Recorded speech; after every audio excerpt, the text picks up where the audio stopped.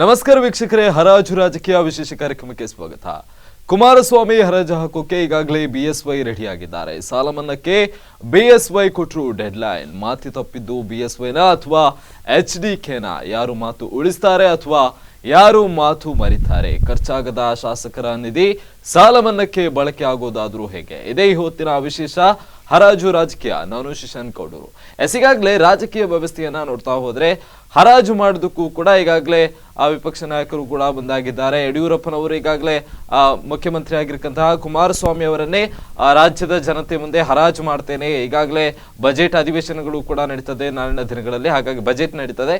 ಆ ಒಂದು ಸಂದರ್ಭದಲ್ಲಿ ಡೆಡ್ ಲೈನ್ ಆಗಿ ನೀಡಿರ್ತೇವೆ. ಆ ನಂತರದಲ್ಲಿ ಯಾವ ರೀತಿಯಾದಂತಹ ಬೆಳವಣಿಗೆ ಆಗ್ತದೆ, ಆಗ ಅವರನ್ನ ರಾಜ್ಯದ ಜನತೆ ಮುಂದೆ ಯಾವೆಲ್ಲ ರೀತಿಯಾದಂತಹ ವಿಷಯಗಳನ್ನ ಚುನಾವಣೆಗೆ ಮುಂಚೆ ಘೋಷಿಸಿದ್ರು, ಅಂದ್ರೆ ಪ್ರಣಾಳಿಕೆಯಲ್ಲಿ ನೀಡಿದ್ರು, ಅದನ್ನ ನೆರವೇರಿಸಬೇಕು. ಇದಲ್ಲದೆ ಒಂದು ಕಾರ್ಯ ಮಾಡದಿದ್ದಲ್ಲಿ ಅವರನ್ನ ಹರಾಜು ಮಾಡ್ತೇವೆ ಅನ್ನುವಂತ ಹೇಳಿಕೆಯನ್ನು ಕೂಡ ನೀಡಿದ್ದಾರೆ. ಹಾಗಾಗಿ ಈಗ ರಾಜ್ಯದ ರಾಜಕೀಯ ವ್ಯವಸ್ಥೆಯನ್ನು ನೋಡ್ತಾ ಹೋದ್ರೆ ಯಾವ ರೀತಿಯಾದಂತಹ ಬೆಳವಣಿಗೆ ಆಗ್ತಾ ಇದೆ, ಹರಾಜು ಅನ್ನುವಂಥದ್ದು ಯಾವ ರೀತಿ ಆಗ್ತಾ ಇದೆ, ಈಗ ರಾಜ್ಯ ನಾಯಕರನ್ನೇ ಹರಾಜು ಮಾಡ್ತಾ ಇದ್ದಾರೆ ಅಥವಾ ರಾಜ್ಯದ ಜನತೆನೇ ಇಲ್ಲಿ ಪ್ರಮುಖವಾಗಿ ಹರಾಜಾಗ್ತಾ ಇದ್ದಾರಾ ಅನ್ನುವಂಥದ್ದು ಕೂಡ ನೇರವಾಗಿರ್ತಕ್ಕಂತಹ ಪ್ರಶ್ನೆ. ಹಾಗಾಗಿ ಇದ್ರ ವಿಷಯದಲ್ಲಿ ಈಗ ಹೆಚ್ಚಿನ ಚರ್ಚೆಗಳು ಕೂಡ ನಡೀತದೆ. ನಮ್ಮ ಜೊತೆ ಇಬ್ರು ವಿಶೇಷವಾದಂತಹ ಅತಿಥಿಗಳು ಕೂಡ ಇದ್ದಾರೆ. ಮೊದಲನೇದಾಗಿ ಕಾಂಗ್ರೆಸ್ನ ವರಿಷ್ಠರಾಗಿರ್ತಕ್ಕಂತಹ ಗಣೇಶ್ ಪೂಜಾರಿ ಅವರು ಮತ್ತು ಹಿಂದೂ ಮಹಾಸಭಾದ ವರಿಷ್ಠರಾಗಿರ್ತಕ್ಕಂತಹ ಧರ್ಮೇಂದ್ರ ಇಬ್ರು ಕೂಡ ಇದ್ದಾರೆ. ಮೊದಲಾಗಿ ಇಬ್ಬರನ್ನು ಕೂಡ ಕಾರ್ಯಕ್ರಮಕ್ಕೆ ಸ್ವಾಗತ ಮಾಡೋಣ.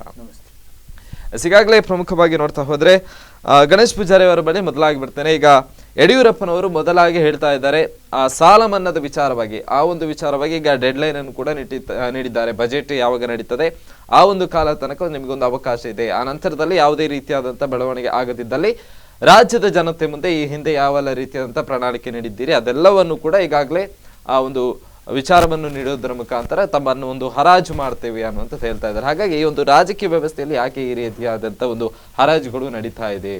ನೋಡಿ, ಯಡಿಯೂರಪ್ಪನವರು ಈ ಬಾರಿಯ ಅತಿ ದೊಡ್ಡ ಪಕ್ಷವಾಗಿ ಮುಖ್ಯಮಂತ್ರಿ ಆಗ್ತೇನೆ ಅಂತ ಹೇಳಿ ಎಲ್ಲ ಯೋಜನೆ ಒಮ್ಮೆಲೆ ಘೋಷಣೆ ಮಾಡಿ ಅವರಿಗೆ ಬಹುಮತ ಸಾಬೀತು ಮಾಡಲಿಕ್ಕೆ ಆಗಲಿಲ್ಲ. ಅವರ ಹರಾಜಾಗಿ ಹೊರಗೆ ಬಂದರು, ನೇರವಾಗಿ ಅವರಾಗಿ ಹರಾಜಾಗಿ ಬಂದರು. ಯಡಿಯೂರಪ್ಪನವರು ಕುಮಾರಸ್ವಾಮಿಯ ಬಗ್ಗೆ ಮಾತನಾಡೋಕ್ಕೆ ಮೊದಲು ದೇಶದ ಪ್ರಧಾನಿ ಆಗಿರ್ತಕ್ಕಂಥ ನರೇಂದ್ರ ಮೋದಿ ಅವರು ಈ ದೇಶದ ರೈತರ ಬದುಕನ್ನು ಹೀರೆ ಮೋತಿ ಸೋನಾ ಚಾಂದಿ ಮಾಡ್ತೇನೆ ಅಂತ ಹೇಳಿದ್ದಾರೆ. ಎಲ್ಲ ರೀತಿಯ ಸವಲತ್ತನ್ನು ಕೊಡ್ತೇನೆ ಅಂತ ಹೇಳಿದ್ದಾರೆ. ಈಗ ಕುಮಾರಸ್ವಾಮಿ ಅವರು ಸಾಲ ಮನ್ನಾವನ್ನು ಮಾಡ್ತಾರೆ.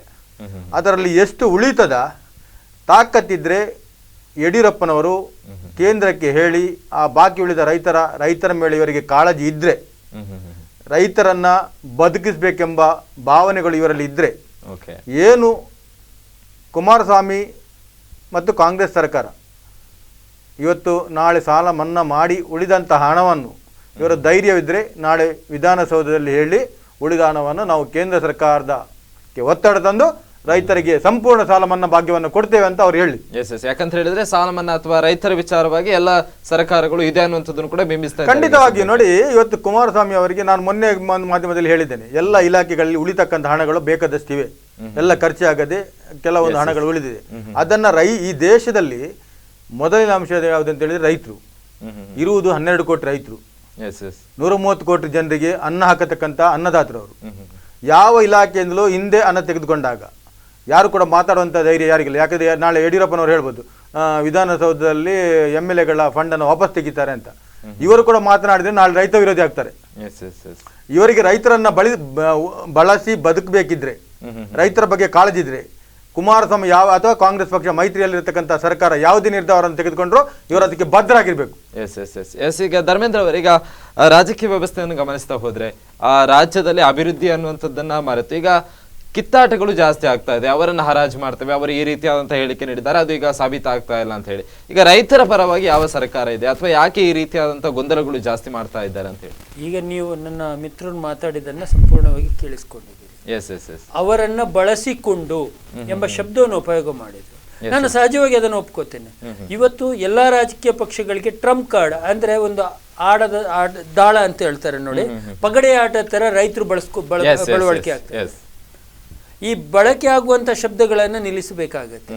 ಒಂದು ಅತ್ಯಂತ ಪ್ರಮುಖ. ಎರಡನೇದಾಗಿ ಸಾಲ ಮನ್ನಾಕ್ಕೆ ನನ್ನ ವಿರೋಧ ಇದೆ. ನಾನು ಕೂಡ ಹೇಳಿದ್ದೇನೆ, ಸಾಲ ಮನ್ನಾ ಕೂಡ ಯಾವುದೇ ಕಾರಣಕ್ಕೂ ಮಾಡಿಕೊಡು. ನೀವು ಇತಿಹಾಸವನ್ನು ತೆಗೆದು ನೋಡಿ, ಎಲ್ಲ ಇಷ್ಟರವರೆಗೆ ಸಾಲ ಮನ್ನಾ. ಮೊನ್ನೆ ಕೂಡ ನೀವು ನೋಡಿರ್ಬೋದು, ದಕ್ಷಿಣ ಕನ್ನಡದ ವಿಚಾರವನ್ನು ತಗೊಳ್ಳೋಣ. ಒಂದು RTIಯಲ್ಲಿ ರಾಜ್ಯದಲ್ಲಿ ಆ ಒಂದು ವರ್ಷ, ಆ ಒಂದು ಅವಧಿಯ ಸಮಯದಲ್ಲಿ ಸಾಲ ಮನ್ನಾ ಆಗಿರುವಂತಹ ಎಲ್ಲ ಜನರ ವಿವರಣೆಗಳನ್ನು ತೆಗೆದುಕೊಂಡಾಗ ಈಗಿನ ಪುತ್ತೂರಿನ ಶಾಸಕರಾದ ಸಂಜೀವ ಮಠಂದೂರ್ನವರು, BJPಯ ಜಿಲ್ಲಾ ಅಧ್ಯಕ್ಷರು ಕೂಡ, ಅವರು 50,000 ರೂಪಾಯಿ ಸಾಲ ಮನ್ನಾವನ್ನ ಪಡ್ಕೊಂಡಿದ್ದಾರೆ. ನಾನು ಕೇಳೋದು ಇಷ್ಟೇ, ನಿಜವಾದ ಫಲಾನುಭವಿಗಳಿಗೆ, ನಿಜವಾದ ಅವಶ್ಯಕತೆ ಇದ್ದವರಿಗೆ ಈ ಸಾಲ ಮನ್ನಾ ಆಗತ್ತಾ? ಇವತ್ತು ದೇಶದ ತೆರಿಗೆ ಕಟ್ಟುವಂತ ನಾವುಗಳು ಆ ತೆರಿಗೆಯನ್ನು ಸದುಪಯೋಗಪಡಿಸುವಂಥದ್ದು ಸರ್ಕಾರದ ಕರ್ತವ್ಯ ಆಗುತ್ತೆ. ನಾನು ಕೇಳೋದು, ಸಾಲ ಮನ್ನಾ ಮಾಡಿದ ಕೂಡಲೇ ರೈತರ ಬದುಕು ಹಸನಾಯ್ತಾ, ಅಥವಾ ನಿಜವಾದ ಫಲಾನುಭವಿಗಳಿಗೆ ತಲುಪಿದೆಯಾ, ಅಥವಾ ಈ ರಾಜಕಾರಣಿಗಳಿಗೆ ರಾಜಕೀಯದಲ್ಲಿ ಮೊನ್ನೆ ಏನು ಖರ್ಚು ಮಾಡಿದ್ದಾರೆ ಅದನ್ನ ಉಳಿಸಿಕೊಳ್ಳುವುದಕ್ಕೆ, ಅದನ್ನ ಹಿಂಪಡೆಯುವುದಕ್ಕೆ ಸಾಲ ಮನ್ನಾ ಎಂಬುದು ಒಂದು ಅಸ್ತ್ರ ಆಗುತ್ತಾ? ನೀವು ಇವರನ್ನ ನೋಡಿ, ಎಲ್ಲ ದಾಖಲೆಗಳನ್ನು ಪರಿಶೀಲಿಸಿ. ಆ ಪರಿಶೀಲಿಸಿದ ದಾಖಲೆಗಳಲ್ಲಿ ಯಾರ ಹೆಸರುಗಳಿದೆ, 75% ರಾಜಕಾರಣಿಗಳು, 75% ಅದು ಎಲ್ಲವನ್ನ ಸೇರಿಸಿದ್ರೆ ಅಧಿಕಾರಿಗಳು. ನನಗೆ ಒಬ್ರು, ನಾನೊಂದ್ಸಲ ಬೆಂಗಳೂರಿನಿಂದ ಬರಬೇಕಾದ್ರೆ ಒಬ್ರು ವ್ಯಕ್ತಿ ನನ್ನ ಪಕ್ಕದಲ್ಲಿದ್ದರು, ನಾನು ಬಸ್ಸಲ್ಲಿ ಬರಬೇಕು.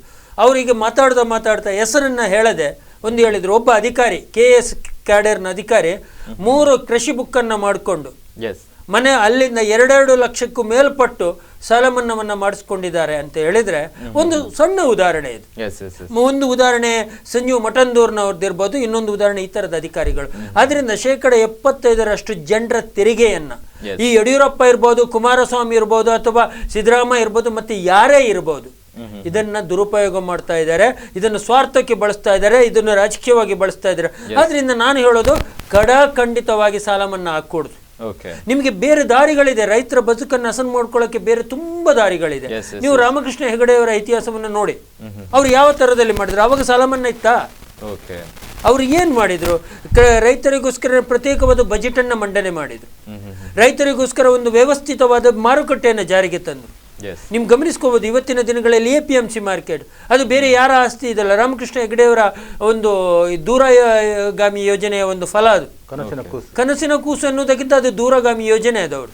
ಇವತ್ತು APMC. ನಾನು ಕೇಳುವಂಥದ್ದು ನೋಡಿ, ರೈತರಿಗೆ ಒಂದು ಉತ್ತಮವಾದ ಬೀಜವನ್ನ ಸರ್ಕಾರದ ಕಡೆಯಿಂದ, ಯಾವುದೇ ಕಳಪೆ ಬೀಜಗಳಲ್ಲದೆ ಒಂದು ಉತ್ತಮವಾದ ಬೀಜವನ್ನು ಕೊಡುವಂಥದ್ದು, ಅಥವಾ ಒಂದು ಸಾವಯವ ರಸಗೊಬ್ಬರವನ್ನು ಕೊಡುವಂಥದ್ದು, ತೆರಿಗೆಯ ಬೆಳೆ ವಿಮೆ ಇರಬಹುದು, ಮತ್ತೊಂದು ಸರ್ಕಾರದ ಕಡೆಯಿಂದ ಆಗಲಿ, ಎಲ್ಲ ಬಿಟ್ಟು ಎಲ್ಲ ಆದ ನಂತರ ಆ ಏನು ಬೆಳೆದಿರುವಂಥ ಫಸಲಿದೆ ಅದನ್ನ ಬೆಂಬಲ ಬೆಲೆ ಕೊಟ್ಟು, ಅದು ಮಾರ್ಕೆಟಿನಲ್ಲಿ ಯಾವುದೇ ದಲಾಳಿಗಳ ಹಾವಳಿ ಇಲ್ಲದೆ ಅದನ್ನು ಖರೀದಿಸುವಂಥದ್ದು APMC ಮಾರ್ಕೆಟ್ ಮುಖಾಂತರ.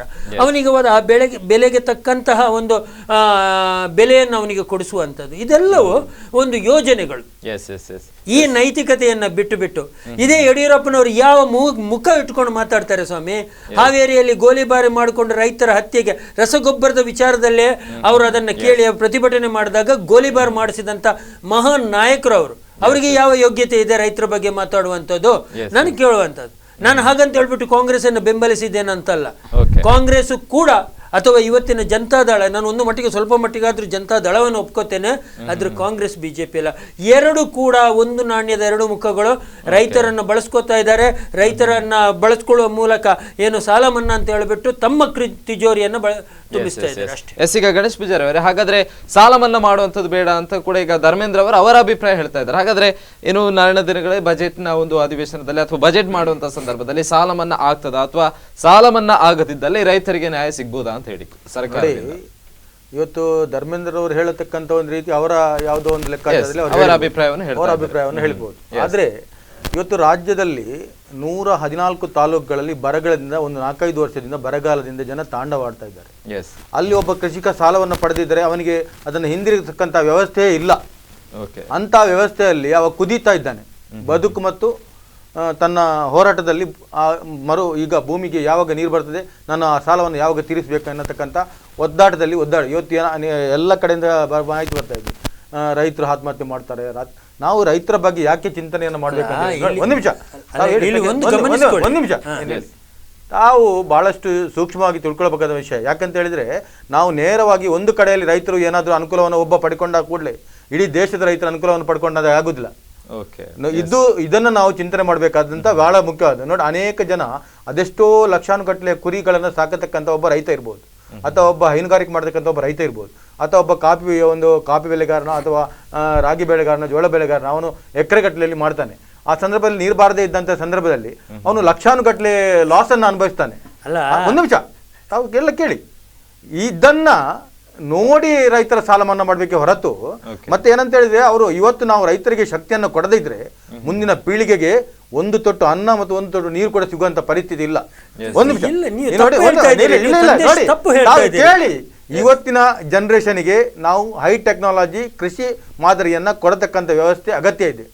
ಅದಕ್ಕೆ ಇವತ್ತು ಏನು ಅವರು ಪಡೆದಕ್ಕಂಥ ಸಾಲವನ್ನು ನಾವು ಅವರಿಗೆ ಒಂದು ಬಾರಿ ರಕ್ಷಣೆ ಕೊಟ್ಟಾಗ ಅವರು ಮುಂದಿನ ಜೀವನದಲ್ಲಿ ಯುವಕರನ್ನ ಕೃಷಿಯತ್ತ ವಾಲೈಸುವಂತ ಒಂದು ವ್ಯವಸ್ಥೆಯನ್ನು ಮಾಡಲಿಕ್ಕೆ, ಅವರಿಗೆ ಶಕ್ತಿ ತುಂಬಿಸ್ಲಿಕ್ಕೆ ಒಂದು ವ್ಯವಸ್ಥೆ ಆಗ್ತದೆ. ಈ ದೇಶವನ್ನು ಉಳಿಸ್ಲಿಕ್ಕೆ ಒಂದು ವ್ಯವಸ್ಥೆ ಆಗ್ತದೆ. ಯಾಕಂದ್ರೆ ಇವತ್ತು ಮಳೆಗಳು ಬಂದಾಗ ಒಮ್ಮೆ ಇದ್ದ ಕೊಯ್ಲುಗಳೆಲ್ಲ ಕೊಚ್ಚಿ ಹೋಗ್ತವೆ. ಆಗ ಅವನನ್ನು ಪುನಃ ಅದನ್ನು ರಿನ್ಯೂವೇಷನ್ ಮಾಡಿ ಒಂದು ಕೃಷಿ ಮಾಡಬೇಕಿದ್ರೆ ಲಕ್ಷಾನುಗಟ್ಟಲೆ ಖರ್ಚಾಗ್ತದೆ ನನಗೆ. ಒಮ್ಮೆ ಎಲ್ಲ ಅದರ ಗದ್ದೆಗೆ ಕಟ್ಟದಂತ ದಂಡೆಗಳಿರ್ಬೋದು, ಅದನ್ನು ನೀರು ನಿಲ್ಲಿಸಲಿಕ್ಕೆ ಬರಂತ ನೀರುಗಳ ಕೆರೆಗಳಿರ್ಬೋದು, ಅದೆಲ್ಲ ಸವೆದು ಒಮ್ಮೆ ಎಲ್ಲ ಸಮತಟ್ಟಾಗಿ ಹೋಗ್ತದೆ. ಅಂತ ಸಂದರ್ಭದಲ್ಲಿ ರೈತರನ್ನು ಅಲ್ಲಿ ಕೆಲವು ಕಡೆಗಳಲ್ಲಿ ನಾವು ಉತ್ತರ ಭಾಗದಲ್ಲಿ ಹೋದಾಗ ಅಲ್ಲಿ ಎಲ್ಲ ಒಂದೊಂದು ರೈತರು ಒಂದು 10-25 ರೈತರು ಒಟ್ಟಿಗೆ ಸೇರಿ ದೊಡ್ಡ ಕೆರೆಗಳನ್ನು ಮಾಡಿ ಅಲ್ಲಿಂದ ನೀರನ್ನು ಸಪ್ಲೈ ಮಾಡಿ ಎಲ್ಲರೂ ಒಟ್ಟು ಸೇರಿ ಒಂದು ಕೃಷಿ ಮಾಡತಕ್ಕಂಥ ವ್ಯವಸ್ಥೆ ಇದೆ. ಅಂತ ಕೃಷಿಗಳು ಸಂಪೂರ್ಣ ನಾಶ ಆದಾಗ ಅವರಿಗೆ ಬದುಕಲಿಕ್ಕೆ ದಾರಿ ಇಲ್ಲ. ಆಗ ಇದೊಂದು ಒಂದು ವ್ಯವಸ್ಥೆಯನ್ನ ನನ್ನ ಲೆಕ್ಕದಲ್ಲಿ ಇಡೀ ರಾಜ್ಯದ ಜನ ಇದಕ್ಕೆ ಒಪ್ಪಿಕೊಳ್ಬೇಕು. ಒಮ್ಮೆ ರೈತರನ್ನ ಬದುಕಿಸಬೇಕು, ಮತ್ತೆ ಮುಂದಿನ ಯುವ ಪೀಳಿಗೆಗೆ ಒಂದು ಅವಕಾಶವನ್ನು ಮಾಡಿಕೊಡ್ತಕ್ಕಂಥ ಜವಾಬ್ದಾರಿ ನಮಗಿದೆ.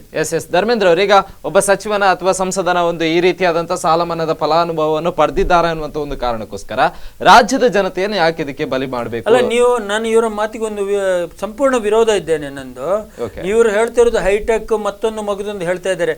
ನಾನು ಪ್ರಾರಂಭದಲ್ಲಿ ಹೇಳಿದ್ದೇನೆ, ವಿಮೆ ಎಂಬ ಶಬ್ದವನ್ನು ಉಪಯೋಗ ಮಾಡಿದ್ದೇನೆ. ವಿಮೆ ಎಂಬ ಶಬ್ದದ ಅರ್ಥ ಏನಂದ್ರೆ ಮೊದಲು ಅದನ್ನು ತಿಳ್ಕೊಳ್ಬೇಕಾಗುತ್ತೆ.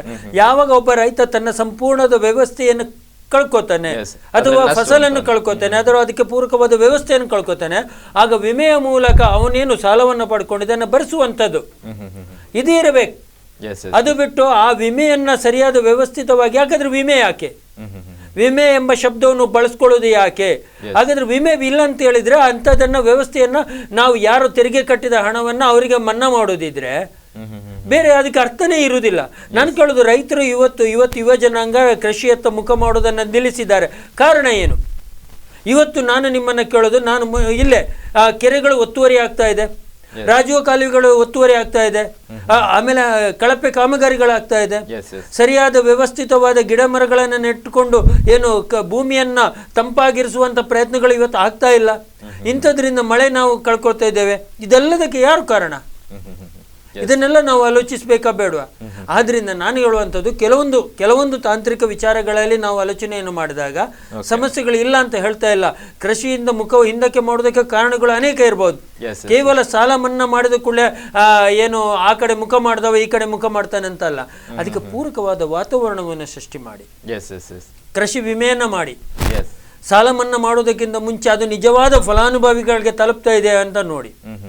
ಅದನ್ನು ಮಾಡುವುದನ್ನು ಬಿಟ್ಟು ಸಾಲ ಮನ್ನಾ ಮಾಡಿದ ಕೂಡಲೇ ನಾನು ಕೇಳ್ತೇನೆ, ಹಾಗಾದ್ರೆ ಇಲ್ಲಿ ಕಾಂಗ್ರೆಸ್ನವ್ರದ್ದು ಎಷ್ಟು ಜನ ಶಾಸಕರು ರೈತರಿಲ್ಲ, ಎಷ್ಟು ಜನ ಪದಾಧಿಕಾರಿಗಳು ರೈತರಿಲ್ಲ? ಹಾಗಾದ್ರೆ ಎಲ್ಲರೂ ಕೂಡ ಸಾಲದಲ್ಲಿದ್ದಾರಾ?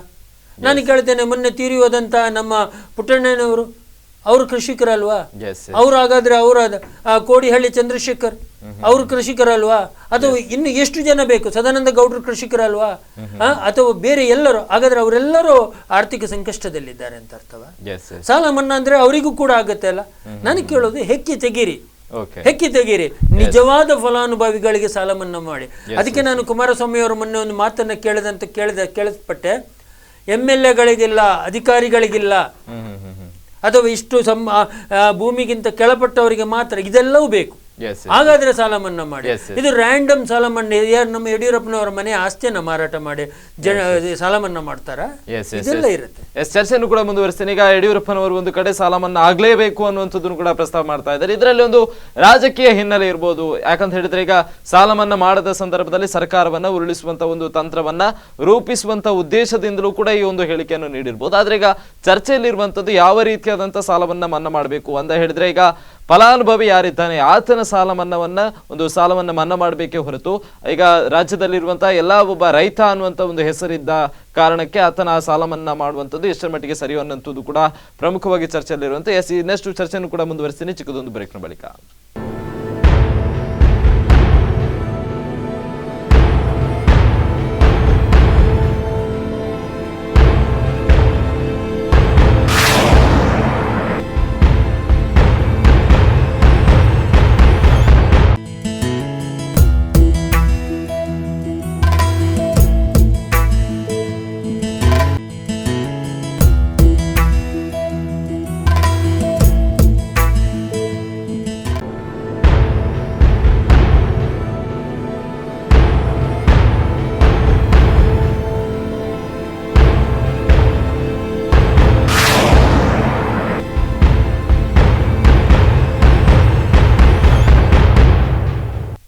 ವಿರಾಮದ ಬಳಿಕ ಹರಾಜು ರಾಜಕೀಯ ವಿಶೇಷ ಕಾರ್ಯಕ್ರಮಕ್ಕೆ ಸ್ವಾಗತ. ಈಗಾಗಲೇ BSY ಅವರು ಕೂಡ ಒಂದು ಡೆಡ್ಲೈನ್ ಅನ್ನು ನೀಡಿದ್ದಾರೆ ಸಾಲ ಮನ್ನಾಕ್ಕೆ. ಇನ್ನೇನು ಬಜೆಟ್ ಬರ್ತದೆ, ಆ ಒಂದು ಸಂದರ್ಭದಲ್ಲಿ ಸಾಲ ಮನ್ನಾವನ್ನ ಮಾಡಲೇಬೇಕು.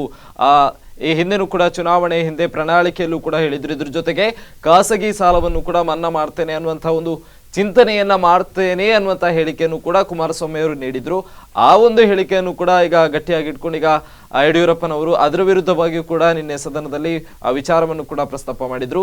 ಚಿಂತನೆ ಅನ್ನುವಂತಹ ಶಬ್ದದ ಅರ್ಥವು ಕೂಡ ಅದೇ ರೀತಿಯಾಗಿ ಬರ್ತದೆ, ಸಾಲ ಮನ್ನವೇ ಆಗ್ತದೆ ಅನ್ನುವಂಥದ್ದನ್ನು ಕೂಡ ಹೇಳಿದ್ರು. ಹಾಗಾಗಿ ಈಗ ಎಲ್ಲವೂ ಕೂಡ ನೋಡ್ತಾ ಹೋದ್ರೆ ಸಾಲ ಮನ್ನಾ ಅನ್ನುವಂಥ ಒಂದು ಉದ್ದೇಶದಿಂದ ಅಥವಾ ಒಂದು ಶಬ್ದದ ಅರ್ಥದಿಂದ ಹಲವಾರು ವಿಚಾರಗಳನ್ನು ಅದರ ಜೊತೆಗೆ ಒಗ್ಗೂಡಿಸಿ ಈಗ ಸರ್ಕಾರವನ್ನ ಒಂದು ಸಂಕಷ್ಟಕ್ಕೆ ಸಿಲುಕಿಸುವಂತಹ ಪ್ರಯತ್ನಗಳು ಈಗ ವಿಪಕ್ಷಗಳು ಮಾಡ್ತಾ ಇದೆಯಾ ಅನ್ನುವಂಥದ್ದು ಕೂಡ ಈಗ ಒಂದು ಕಡೆ ಸಣ್ಣದಾಗಿರುವಂತಹ ಪ್ರಶ್ನೆಗಳು. ಇದ್ರ ಬಗ್ಗೆನೂ ಕೂಡ ಚರ್ಚೆಯನ್ನು ಮುಂದುವರಿಸೋಣ.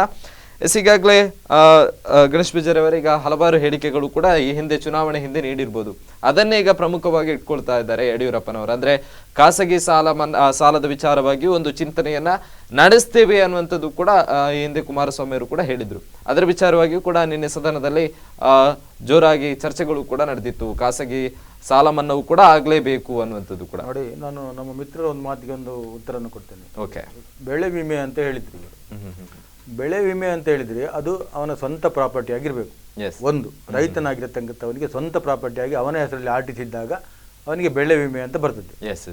ಒಂದು ವೇಳೆ ನಾನು ಲೀಸ್ ಆಗಿ ತೆಗೆದುಕೊಂಡಾಗ ಆ ಬೆಳೆ ವಿಮೆ ಅದಕ್ಕೆ ಅನ್ವಯ ಆಗುದಿಲ್ಲ. ಯಾಕಂತ ಹೇಳಿದ್ರೆ ಅದು ಆರ್ಟಿಸಿ ಒಬ್ಬಂದಾಗಿರ್ತದೆ, ರೈತ ಮತ್ತೊಬ್ಬನ ಅವನು ದುಡಿಯುವ ಒಬ್ಬ ಮತ್ತೊಬ್ಬನಾಗ್ತಾನೆ. ಅಂತ ಸಂದರ್ಭದಲ್ಲಿ ಇವರು ಹೇಳಿದ ಹಾಗೆ ಬೆಳೆ ವಿಮೆಯನ್ನು ಕೂಡ ಕೊಡ್ಲಿಕ್ಕೆ ಆಗುದಿಲ್ಲ. ಇಂತಹ ರೈತರು ಅನೇಕ ಜನ ಲಕ್ಷಾನುಗಟ್ಟಲೆ ಎಕರೆಯಲ್ಲಿ ಕೆಲಸ ಮಾಡ್ತಕ್ಕಂಥ ಈ ದೇಶದಲ್ಲಿ ಇದ್ದಾರೆ, ಲಕ್ಷಾನುಗಟ್ಟಲೆ ಎಕರೆಯಲ್ಲಿ. ಅಂತ ವ್ಯವಸ್ಥೆಗಳಲ್ಲಿ ಕೂಡ ಕೆಲವೊಂದು ಅಡಚಣೆಗಳು ಬರುವಂತಹ ಸಂದರ್ಭದಲ್ಲಿ ರೈತ ಇದಕ್ಕೇನು ಮಾಡ್ತಾನೆ ಅಂತ ಹೇಳಿದ್ರೆ ಲೀಸಿಂಗ್ ಸಾಲ ತಗೊಳ್ತಾನೆ. ನಾನು 10 ವರ್ಷಕ್ಕೆ ಲೀಸ್ ಮಾಡಿದ್ದೇನೆ, ಇಂಥ ಒಂದು ಕೃಷಿ ಮಾಡ್ತಾ ಇದ್ದೇನೆ, ಅದಕ್ಕೆ ಲೀಸಿಂಗ್ ಸಾಲ ತಗೊಂಡೆ. ಆದರೆ ಈ ಮಾಲಕ ಇದಕ್ಕೆ ಇನ್ಸೂರೆನ್ಸ್ಗೆ ಅವಕಾಶ ಕೊಡೋದಿಲ್ಲ. ಯಾಕಂದರೆ ಇವನು ಬೇಕಂದ್ರೆ ಈ ಭೂಮಿಯನ್ನು ಏನಾದರೂ ಮಾಡಿ ಹಾಳು ಮಾಡಿದರೆ ಅವನಿಗೆ ಅಲ್ಲಿ ತೊಂದರೆಗಳಾಗ್ತದೆ. ಅದಕ್ಕಾಗಿ ಮತ್ತೆ ನಾಳೆ ಏನಾದರೂ ಅದಕ್ಕೆ ಏನಾದರೂ ತೊಂದರೆಗಳಾಗಿ ಒಂದು ಆದೇಶ ಬರ್ತದೆ ಸರ್ಕಾರದ್ದು, ಅದು ತಪ್ಪು ಮಾಹಿತಿಯಿಂದ ಅವರಿಗೆ ಇನ್ಸೂರೆನ್ಸ್ ಹೋಗಿದೆ ಅಂತ ಹೇಳಿ, ಆಗ ಇದಕ್ಕೆ ತೆಗೆದುಕೊಂಡ ಬಲಿಯಾಗುವುದಕ್ಕೆ ಬದಲು ಸ್ವತಃ ದನಿಯೇ ಆ ಭೂಮಿಯ ಆಸ್ತಿ ಒಡೆಯನೇ ಅದಕ್ಕೆ ಬಲಿಯಾಗ್ತಾನೆ. ಇಂಥ ಎಲ್ಲ ವ್ಯವಸ್ಥೆಯಲ್ಲಿರುವಾಗ ಅದಕ್ಕೆ ಕೈ ಹಾಕಲಿಕ್ಕೆ ಆಗುದಿಲ್ಲ. ಒಂದು ಮತ್ತೆ ನಿಮ್ಮ ಸಾಮಾನ್ಯ ಸಾಲ, ಖಾಸಗಿ ಸಾಲದಲ್ಲಿ ಸರ್ಕಾರಕ್ಕೆ ಯಾವುದೇ ಮಾಹಿತಿ ಇಲ್ಲ. ಇದು ಯಡಿಯೂರಪ್ಪನವರು ಏನೇ ಹೇಳ್ತಾರೆ ಕೂತ್ಕೊಂಡು ಅವರಿಗೆ ಅವರು ಒಂದು ಲೆಕ್ಕಾಚಾರದಲ್ಲಿ ಮಾತಾಡಬೇಕು. ಅವರೊಬ್ಬರು ಮುಖ್ಯಮಂತ್ರಿ ಆದವರು, ಈ ದೇಶದಲ್ಲಿ ವಿರೋಧ ಪಕ್ಷದಲ್ಲಿ ಒಂದು 40 ವರ್ಷ ಕೆಲಸ ಮಾಡಿದವರು, ಒಂದು ಲೆಕ್ಕಾಚಾರದಲ್ಲಿ ಮಾತಾಡತಕ್ಕಂಥ ವ್ಯವಸ್ಥೆ ಇದು. ಅವರ ಮಾತಿಗೆ ಬೆಲೆ ಇಲ್ಲ ಇವತ್ತು. ಅವರಿಗೆ ರೈತರ ಬಗ್ಗೆ ಅವರ ಮೋಹದಿಂದ ಮಾತಾಡತಕ್ಕಂತಲ್ಲ. ಈಗ ಚುನಾವಣೆ ಬರ್ತಾ ಇದೆ, ಅದಕ್ಕಾಗಿ ಏನಾದರೂ ಒಂದು ಬಾಯಲ್ಲಿ ಏನಾದರೂ ಮಾತಾಡಿ ಉಗುಳ್ಬೇಕಲ್ಲ. ಈ ವೀಳ್ಯದಲ್ಲಿ ತಿಂದ ಹೊರಗೆ ಉಗುಳದಿದ್ರೆ ಅದು ಇದು ಆಗಲ್ಲ. ಅಂತ ರೀತಿಯಲ್ಲಿ ಯಡಿಯೂರಪ್ಪನವರು ಮಾತಾಡ್ತಾರೆ. ಮತ್ತೆ ಅವರು ಮಾತಾಡ್ತಕ್ಕಂಥ ರೀತಿ ಏನಂತ ಹೇಳಿದ್ರೆ, ಕುಮಾರಸ್ವಾಮಿ ಅವರು ಸ್ಪಷ್ಟವಾಗಿ ರೈತರ ಸಾಲವನ್ನು ಮನ್ನಾ ಮಾಡ್ತಾರೆ ಮತ್ತು ಕಾಂಗ್ರೆಸ್ ಸರ್ಕಾರ ಮಾಡ್ತದೆ ಹೇಳಿ ಅವರಿಗೆ ಗೊತ್ತುಂಟು. ಅದಕ್ಕಾಗಿ ನಾನು ಏನು ಮಾತಾಡಲಿಲ್ಲ ಸದನದಲ್ಲಿ ಅಂತ ಜನರು ತಿಳಿಬಾರ್ದು ಅಂತ ಹೇಳಿ ಅದಕ್ಕೆ ಆ ರೀತಿ ಮಾತಾಡ್ತಾ ಇದ್ದಾರೆ. ಮತ್ತೆ ಇವತ್ತು ರೈತರ ಸಾಲ ಅಂತೇಳಿ ನೋಡಿ, ನಾವು ಬಹಳಷ್ಟು ಚಿಂತನೆ ಮಾಡಬೇಕು. ಇವತ್ತು ರೈತರು ಬೆಳೆದಂಥ ಬೆಳೆ ಕೆಲವೊಂದು ಸಂದರ್ಭದಲ್ಲಿ ಅದು ಮಳೆಗಳಲ್ಲಿ ಅದಕ್ಕೆ 12 ರೂಪಾಯಿ 15 ರೂಪಾಯಿ, ಒಂದು ಅಕ್ಕಿ 40 kg ಇದ್ರೂ ಕೂಡ ಅದನ್ನು ತೆಗೆದುಕೊಳ್ಳೋ ಖರೀದಿಸತಕ್ಕಂಥ ವ್ಯವಸ್ಥೆಯಲ್ಲಿ 12 ರೂಪಾಯಿ. ಇವತ್ತು APMC ಮಾರ್ಕೆಟ್ ಇರ್ಬೋದು, APMCಗೆ ಕೊಂಡೋಗಿ ಹಾಕಿದಾಗ ಅಲ್ಲಿ ಅಧಿಕಾರಿಗಳ ವ್ಯವಸ್ಥೆಯಲ್ಲಿ ಸರಿ ಇಲ್ಲದಿದ್ದರಿಂದ ಅಲ್ಲಿ ಅವರಿಗೆ ಸರಿಯಾದ ಹಣ ಸಿಗದೆ ಇಂಥ ಎಲ್ಲ ಅನಾಹುತಗಳು ಬೇಕಾದಷ್ಟು ಇದೆ. ಮತ್ತೆ ಅಲ್ಲಿ ಕೊಂಡೋಗಿ ಹಾಕಲಿಕ್ಕೆ ಸ್ಟಾಕ್ ಮಾಡಲಿಕ್ಕೆ ವ್ಯವಸ್ಥೆ ಇಲ್ಲ. ಒಂದು ಈ ಕೃಷಿಕ ಯಂತ್ರಗಾರಿಕೆ ತಂತ್ರಗಾರಿಕೆ ಎರಡು ಕೂಡ ಒಂದಾಗಬೇಕಿದ್ರೆ ಅದಕ್ಕೆ ಬೇಕಾದ ವ್ಯವಸ್ಥೆಗಳು ಒಂದು ಬಾಣಾಲೆ ತಕ್ಕಂಥ ವ್ಯವಸ್ಥೆಗಳು ಬೇಕು. ಎಸ್ ಎಸ್ ಈ ನರೇಂದ್ರ ಮೋದಿ ಅವರು ಹೇಳ್ತಿದ್ರು, ಕಿಸಾನೋं के लिए मैं कितनी भी बड़ा ತ್ಯಾಗ करने के लिए तैयार हूं बोल. ಆದ್ರೆ ರೈತರಿಗೆ ಇವತ್ತು 4 ವರ್ಷದ ನಂತರ ಅವರು ಇವತ್ತು ಹೇಳ್ತಾರೆ ನಾನು ಬೆಂಬಲ ಬೆಲೆಯನ್ನ, ಅಂದ್ರೆ ಪ್ರತಿ ವರ್ಷ ಬೆಂಬಲ ಬೆಲೆ ಕೊಡ್ಬೇಕಿತ್ತು. ಏನು ರೈತರಿಗೆ ಪ್ರತಿ ವರ್ಷ ಬೆಂಬಲ ಬೆಲೆ ಕೊಡ್ಬೇಕಿತ್ತು. ಆದ್ರೆ ಈಗ ಚುನಾವಣೆ, ಅವರು ಡಿಸೆಂಬರ್ ಅಲ್ಲಿ ಚುನಾವಣೆಗೆ ಹೋಗ್ಲಿಕ್ಕಿದ್ದಾರೆ. ಈಗ ಅವ್ರಿಗೆ ಇವತ್ತು ಬೆಂಬಲ ಬೆಲೆ ಘೋಷಣೆ ಮಾಡಿದ್ರು ಕೂಡ ಅದು ಡಿಸೆಂಬರ್ಗೆ ಏಪ್ರಿಲ್ಗೆ ಬರುದು. ಅದು ರೈತರಿಗೆ ಸಿಗತಕ್ಕಂಥದ್ದು ಮಾರ್ಚ್ ಏಪ್ರಿಲ್ ನಂತರ. ಅವರಿಗೆ ಆಗ ಸರ್ಕಾರ ಯಾವ್ದು ಅಂತ ಅವರಿಗೆ ಗೊತ್ತಿಲ್ಲ. ಇವರೇ ಸರ್ಕಾರ ಇರ್ತದ, ಅದು ಬೇರೆ ಸರ್ಕಾರ ಇರ್ತದೆ, ಅದು ಗೊತ್ತಿಲ್ಲ. ಆದ್ರೆ ಇವರಿಗೆ ಇವತ್ತೇನಂತ ಹೇಳಿದ್ರೆ ಇನ್ನು ಚುನಾವಣೆಗೆ ಹೋಗುವಂತ ಪರಿಸ್ಥಿತಿಯಲ್ಲಿ ಅವರು ಇಲ್ಲ. ಅದಕ್ಕಾಗಿ ಏನಾದ್ರೂ ಅವರಿಗೆ 4-5 ರಾಜ್ಯದ ರಿಪೋರ್ಟ್ ಬಂದಿದೆ, CGI ರಿಪೋರ್ಟ್ ಬಂದಲ್ಲಿ ಅವರಿಗೆ ನಿಮ್ಗೆ ಏನು ಬೆಲೆ ಇಲ್ಲದಂತ ಪರಿಸ್ಥಿತಿಯಲ್ಲಿ ನೀವು ಇದ್ದೀರಿ ದೇಶದಲ್ಲಿ ಅಂತ ಹೇಳಿ ಅವರಿಗೆ ಬಂದಿದೆ. ಇಂಥ ವ್ಯವಸ್ಥೆಯಲ್ಲಿ ಎಲ್ಲವನ್ನ ತಿಳಿದುಕೊಂಡು ಅವ್ರು ಇವತ್ತು ಈ ಯಡಿಯೂರಪ್ಪನವರು ಒಟ್ಟರಾಶಿ ಬೊಬ್ಬೆ ಆಗ್ತಾ ಇದ್ದಾರೆ. ಏನಾದ್ರೂ ಮಾಡಿ ರೈತರು ಇವರು ಅಂದ್ರೆ ಇವರಿಗೆ ಲೆಕ್ಕಾಚಾರದಲ್ಲಿ ಅಂತ ಹೇಳಿದ್ರೆ ಈ ಸರ್ಕಾರ ಉಳಿದಿಲ್ಲ, ಈ ಸರ್ಕಾರಕ್ಕೆ ಬೆಲೆ ಇಲ್ಲ ಅಂತ. ನಾನು ಹೇಳ್ತೇನೆ, ಈ ಸರ್ಕಾರ ಬಹಳಷ್ಟು ಭದ್ರವಾಗಿ ಸರ್ಕಾರವನ್ನ ಜನರಿಗೆ ಕೊಡ್ತದೆ. ಜನರ ಬದ್ಧತೆಯನ್ನ ನಾವು ಇಟ್ಟುಕೊಂಡು ಜನರಿಗೆ ಏನು ರೈತರಿಗೆ ಇವತ್ತು ನಾವು ಏನುವುದು ಎಂದು ರೈತರು, ಒಂದು ಈ ದೇಶದ ಸೈನಿಕರು, ಮತ್ತೊಂದು ಯುವಕರು, ಈ 3 ವ್ಯವಸ್ಥೆಯನ್ನು ಗಟ್ಟಿ ಮಾಡದೇ ಇದ್ದಾರೆ. ನಮ್ಮ ಈ ದೇಶದಲ್ಲಿ 130 ಕೋಟಿ ಇರತಕ್ಕಂಥ ಜನರಿರತಕ್ಕಂಥ ದೇಶದಲ್ಲಿ ಸರಿಯಾದ ರೀತಿಯಲ್ಲಿ ಮುಂದುವರಿದಕ್ಕೆ ಖಂಡಿತ ಸಾಧ್ಯ ಇಲ್ಲ. ಇದನ್ನ ಯಾವುದೇ ಒಂದು ಸರ್ಕಾರ, ಇವತ್ತು ನರೇಂದ್ರ ಮೋದಿ ಅವರು 12,000 ಇದಕ್ಕೆ ಬಜೆಟ್ಗೆ ಹೊರಬೀಳ್ತದೆ ಅಂತ ಹೇಳ್ತಾರೆ. ಈ ಒಂದು ಏನು ಬೆಂಬಲ ಬೆಲೆಯನ್ನು ಕೊಟ್ಟಿದ್ದರಿಂದ ಇದು 22 ಲಕ್ಷ ಕೋಟಿ ರೂಪಾಯಿ ಬಜೆಟ್ ಮಾಡಿದಂತ ನಮ್ಮ ದೇಶದಲ್ಲಿ ಒಂದು ವ್ಯಕ್ತಿಗೆ 1,000 12 ಕೋಟಿ ರೈತರಿದ್ರೆ ಒಂದು ರೈತನಿಗೆ 1,000 ರೂಪಾಯಿಯಾಗಿ ಹಣ ಬೀಳ್ತದೆ. ಇದರಿಂದ ರೈತ ಏನು ಮಾಡ್ಲಿಕ್ಕೆ ಸಾಧ್ಯ? ಒಂದು ದೇಶದ ಪ್ರಧಾನಿಯಾಗಿ ಇದರಿಂದ 12,000 ಕೋಟಿ ನಮಗೆ ಹೊರ ಬೀಳ್ತದೆ ಅಂತ ಹೇಳ್ತಾರೆ. ಒಬ್ಬ ರೈತನಿಗೆ 12 ಕೋಟಿ ರೈತರಿದ್ದಾರೆ, ಒಬ್ಬ ರೈತನಿಗೆ 1,000 ರೂಪಾಯಿ ಸಹಾಯಧನ ಸಿಕ್ಕಿದ್ರೆ ಇದರ ಒಂದು ಇವತ್ತಿನ ಮಕ್ಕಳಿಗೆ ಒಂದು ಶರ್ಟ್ ತರ್ಲಿಕ್ಕೆ ಆಗ್ಬೋದಾ? ನೀವು ಅದರ ಕ್ಯಾಲ್ಕುಲೇಷನ್ ಮಾಡಿ, ನಾ ಇವತ್ತಿನ ಮಾಧ್ಯಮದಲ್ಲಿ ನೋಡಬಹುದು, ನಾಳೆ ಬರ್ಬೋದು. ಧರ್ಮೇಂದ್ರ ಅವರೇ, ಈಗಾಗಲೇ ಅವರು ಹಲವಾರು ವಿಚಾರಗಳನ್ನು ಕೂಡ ನೀಡಿದ್ರು. ಕೇಂದ್ರ ಸರ್ಕಾರವು ಕೂಡ ಈಗ ಸಾಲ ಮನ್ನಾಕ್ಕೆ ಅವರೇ ಯಾವುದೇ ರೀತಿಯಾದಂತಹ ಪ್ರತಿಕ್ರಿಯೆ ನೀಡುವುದಿಲ್ಲ. ಹಾಗಾಗಿ ಈಗ ರಾಜ್ಯದಲ್ಲಿ ಇರುವಂತಹ ವ್ಯವಸ್ಥೆಗಳನ್ನ ಕೂಡ ಅದನ್ನ ದೂಷಿಸುವಂತಹ ಪ್ರಯತ್ನಗಳು ಕೂಡ ಮಾಡ್ತಾ ಇದ್ದಾರೆ ಎನ್ನುವಂಥದ್ದು ಕೂಡ ಅವರ ಹೇಳಿಕೆ. ಅಲ್ಲ, ನಾನು ಇವ್ರ ಮಾತನ್ನ ಅವಾಗದಿಂದ ಕೇಳ್ತಾ ಇದ್ದೇನೆ. ಅಂಕಿಅಂಶಗಳನ್ನ ಕೊಡ್ತಾ ಇದ್ದಾರೆ. ನಾನು ಕೂಡ ಪೇಪರ್ ಅನ್ನು ನೋಡಿಲ್ಲ ಇವತ್ತು. ಅವ್ರು ಯಾವ ಅಂಕಿಅಂಶ ಆಧಾರಗಳ ಮೇಲೆ ಈ ತರ ಮಾತಾಡ್ತಾ ಇದ್ದಾರೆ ಅಂತ ನೋಡಿ. ಇಡೀ ರಾಜಕೀಯ ವ್ಯವಸ್ಥೆ ನಾನು ಆವಾಗ ನಿಮಗೆ ಹೇಳಿದ್ದೇನೆ, ಇವತ್ತು ನಮ್ಮ ದೇಶದಲ್ಲಿ ಒಂದು ಸೈನಿಕರು, ಎರಡನೇದು ರೈತರು, ಈ ಎರಡು ಕೂಡ ಇವತ್ತು ರಾಜಕೀಯ ವಸ್ತುಗಳಾಗ್ತಾ ಇದೆ. ಆದ್ರಿಂದ ಇದು ಅತ್ಯಂತ ವಿಪರ್ಯಾಸ ಅಂತ ಹೇಳಬೇಕು. ಇವತ್ತು ಕೇಂದ್ರ ಸರ್ಕಾರದ ನೀವು ಯೋಜನೆಗಳನ್ನು ನೋಡಿ, ಇವತ್ತು ನೀವು ನೋಡಿರ್ಬೋದು, ಚೈನಾದ ಬ್ಯಾಂಕ್ಗೆ ಇಲ್ಲಿ ಭಾರತದಲ್ಲಿ ಪರ್ಮಿಷನ್ ಅನ್ನು ಕೊಟ್ಟರು. ಒಂದು ಕಡೆಯಲ್ಲಿ ಸ್ವದೇಶಿ ಅಂತ ಹೇಳ್ತಾರೆ. ಇದೇ ನರೇಂದ್ರ ಮೋದಿ ಅವರು ಮತ್ತೆ ಬಿಜೆಪಿ ಅವರ ಪಾಳೆ. ಅದಕ್ಕೆ ಕಾಂಗ್ರೆಸ್ ಕೂಡ ಸಾಥ್ ಕೊಟ್ಟಿದೆ. ನಾನು ಕಾಂಗ್ರೆಸ್ ಅನ್ನು ಸಮರ್ಥಿಸಿ ಮಾತಾಡ್ತಾ ಇಲ್ಲ, ಇಡೀ ವ್ಯವಸ್ಥೆಯ ಬಗ್ಗೆ ಮಾತಾಡ್ತಾ ಇದ್ದೇನೆ. ನಾನು ಬಿಜೆಪಿಯನ್ನು ಹೇಗೆ ವಿರೋಧಿಸ್ತೇನೆ, ಸಮರ್ಥ ಕಾಂಗ್ರೆಸ್ ಅನ್ನು ವಿರೋಧಿಸುವವನೇ. ಆದರೆ ಇವತ್ತಿನ ಪ್ರಸ್ತುತ ವ್ಯವಸ್ಥೆ ನೀವು ಗಮನಿಸ್ಕೊಳ್ಳಿ, ಸ್ವದೇಶಿ ಅಂತ ಹೇಳ್ತಾರೆ, ಇನ್ನೊಂದು ಕಡೆಯಲ್ಲಿ ವಿದೇಶಿ ಇದನ್ನ FDI ಅದನ್ನ ತಗೊಂಡ್ಬರ್ತಾ ಇದ್ದಾರೆ. 100% ಕೆಲವುದಕ್ಕೆಲ್ಲ ಕೊಟ್ಟಿದ್ದಾರೆ. ಅದು ಒಂದು ಕಡೆಯಲ್ಲಿ. ಆದ್ರೆ ಇನ್ನೊಂದು ಕಡೆಯಲ್ಲಿ ಚೈನಾ ನಮ್ಮ ದೇಶದ ಪ್ರಥಮ ಶತ್ರು ಅಂತ ಹೇಳ್ತಾರೆ. ಅದೇ ಬ್ಯಾಂಕಿನ ಇದನ್ನ, ಯಾಕೆಂದ್ರೆ ಅವಾಗ ಏನಾಗುತ್ತೆ, ಇಲ್ಲಿ ಏನು ಭಯೋತ್ಪಾದಕನೇ ಅಥವಾ ನಿಮ್ಮ ಕಪ್ಪು ಹಣ, ಇದಕ್ಕೊಂದು ಮುಕ್ತ ಮಾರ್ಕೆಟ್ ಅನ್ನ ಸೃಷ್ಟಿ ಮಾಡಿದಾಗೆ ಆಗುದಿಲ್ವಾ? ಇವತ್ತು ಅದಕ್ಕೆ ಪರ್ಮಿಷನ್ ಅನ್ನು ಕೊಟ್ಟರು. ಯಾವ ಥರದ ಐಡಿಯಾಲಜಿಯನ್ನು ಇಟ್ಟುಕೊಂಡು ಆಡಳಿತ ಮಾಡ್ತಾರೆ ನನಗಂತೂ ಗೊತ್ತಾಗ್ತಾ ಇಲ್ಲ ಇವ್ರದ್ದು. ಆದರೆ ಇದರಿಂದ ದೇಶಕ್ಕೆ ಏನಾದರೂ ಒಳ್ಳೇದಾಗೋದಿದ್ರೆ ನಾನು ಕೂಡ ಅದನ್ನು ಒಪ್ಕೋತೇನಪ್ಪ. ಆದರೆ ನನಗೆ ಎಲ್ಲೊಂದು ಕಡೆಯಲ್ಲಿ ಇದು ದೇಶಕ್ಕೆ ಒಳ್ಳೇದಾಗುತ್ತೆ ಅದು ಇದೆಲ್ಲ ಯಾವುದೋ ಒಂದು ಆಲೋಚನೆಯಲ್ಲಿ ಇವರು ಈ ಥರ ಮಾಡ್ತಾ ಇದ್ದಾರಾ, ನನಗಿದು ಅರ್ಥ ಆಗದೇ ಇರುವಂಥ ಪರಿಸ್ಥಿತಿ ಆಗಿರುವಾಗ ಮುಂದಿನ ದಿನಗಳಲ್ಲಿ ನೋಡಿ ನೀವು ಅನಿಸ್ಬೋದು, ಒಂದು ಸಮಯದಲ್ಲಿ ಏನು ಕೃಷಿ ಇದಕ್ಕೂ ಕೂಡ ವಿದೇಶಿಯರ ಇದಕ್ಕೆ ಪಾಲುದಾರಿಕೆಯನ್ನು ಕೇಂದ್ರ ಸರ್ಕಾರ ಇದು ಮಾಡ್ತು. ನಾನು ಕೇಳುವಂಥದ್ದು, ಬೇಕು ಗ್ಲೋಬಲೈಸೇಷನ್ ಬೇಕು, ಡೆವಲಪ್ಮೆಂಟ್ ಬೇಕು, ತಂತ್ರಗಾರಿಕೆ ಅಥವಾ ಇವ್ರದ್ದು ಯಂತ್ರಗಾರಿಕೆ ಎಲ್ಲವೂ ಬೇಕು, ಬೇಡ ಅಂತ ಇಲ್ಲ. ಆದರೆ ಒಬ್ಬ ರೈತ ಅವನ ಬದುಕು ಯಾವ ರೀತಿಯಲ್ಲಿ ಇರುತ್ತೆ ಎಂಬುದನ್ನು ಮೊದಲು ಇದನ್ನು ಮಾಡಿ. ಅದು ಏನಾಗುತ್ತೆ, ಒಬ್ಬ ಸಣ್ಣವನಿಗೆ ಒಂದೇ ನ್ಯಾಯ, ದೊಡ್ಡವನಿಗೆ ಒಂದು ನ್ಯಾಯ, ಆ ಮಧ್ಯದಲ್ಲಿ ಆ ರೈತ ಇನ್ನೊಬ್ಬ ರಾಜಕಾರಣಿ ಆಗಿದ್ರೆ ಅವನಿಗೆ ಇನ್ನೊಂದು ನ್ಯಾಯ. ಒಬ್ಬ ರೈತ ಬ್ಯಾಂಕಿಗೆ ಹೋಗಿ ಸಾಲ ತಗೊಳ್ಳುವಾಗ ಅವನಿಗೆ ಸಾಲವನ್ನು ಕೊಡದೇ ಇದ್ದ ಪಕ್ಷದಲ್ಲಿ ಅವ ಏನ್ ಮಾಡ್ತಾನೆ, ಇನ್ನೊಂದು ಕಡೆಗೆ ಹೋಗಿ ಕೈ ಸಾಲವನ್ನು ಪಡ್ಕೊಳ್ಳುವಂತ ಪರಿಸ್ಥಿತಿ ಬರುತ್ತೆ. ಇದನ್ನೆಲ್ಲವನ್ನು ನಿಲ್ಲಿಸಬೇಕಾದ್ರೆ ಅವನಿಗೆ ಏನು ಬೇಕು, ಪ್ರೈಮರಿಯಾಗಿ ಪ್ರಾಥಮಿಕವಾಗಿ ಎಂತ ಬೇಕು ಅದನ್ನು ಆಲೋಚನೆ ಮಾಡಬೇಕು. ಈಗ ಒಬ್ಬ ರೈತ ಯಾತಕ್ಕೋಸ್ಕರ ಸಾಲ ತಗೋತಾನೆ, ಒಬ್ಬ ರೈತ ಸಾಲವನ್ನು ತಗೊಳ್ತಾನೆ ಒಂದು ಬೀಜವನ್ನ ತಗೊಳ್ಳಿಕ್ಕೆ. ಅಥವಾ ಒಬ್ಬ ರಸಗೊಬ್ಬರವನ್ನು ಪಡ್ಕೊಳ್ಳೋಕ್ಕೆ ಅಥವಾ ಇನ್ನಿತರ ಕೃಷಿಗೆ ಸಂಬಂಧಪಟ್ಟ ಹಾಗೆ ಇದನ್ನು ಸರ್ಕಾರವೇ ಪ್ರೊವೈಡ್ ಮಾಡಲಿ ಅಲ್ಲ.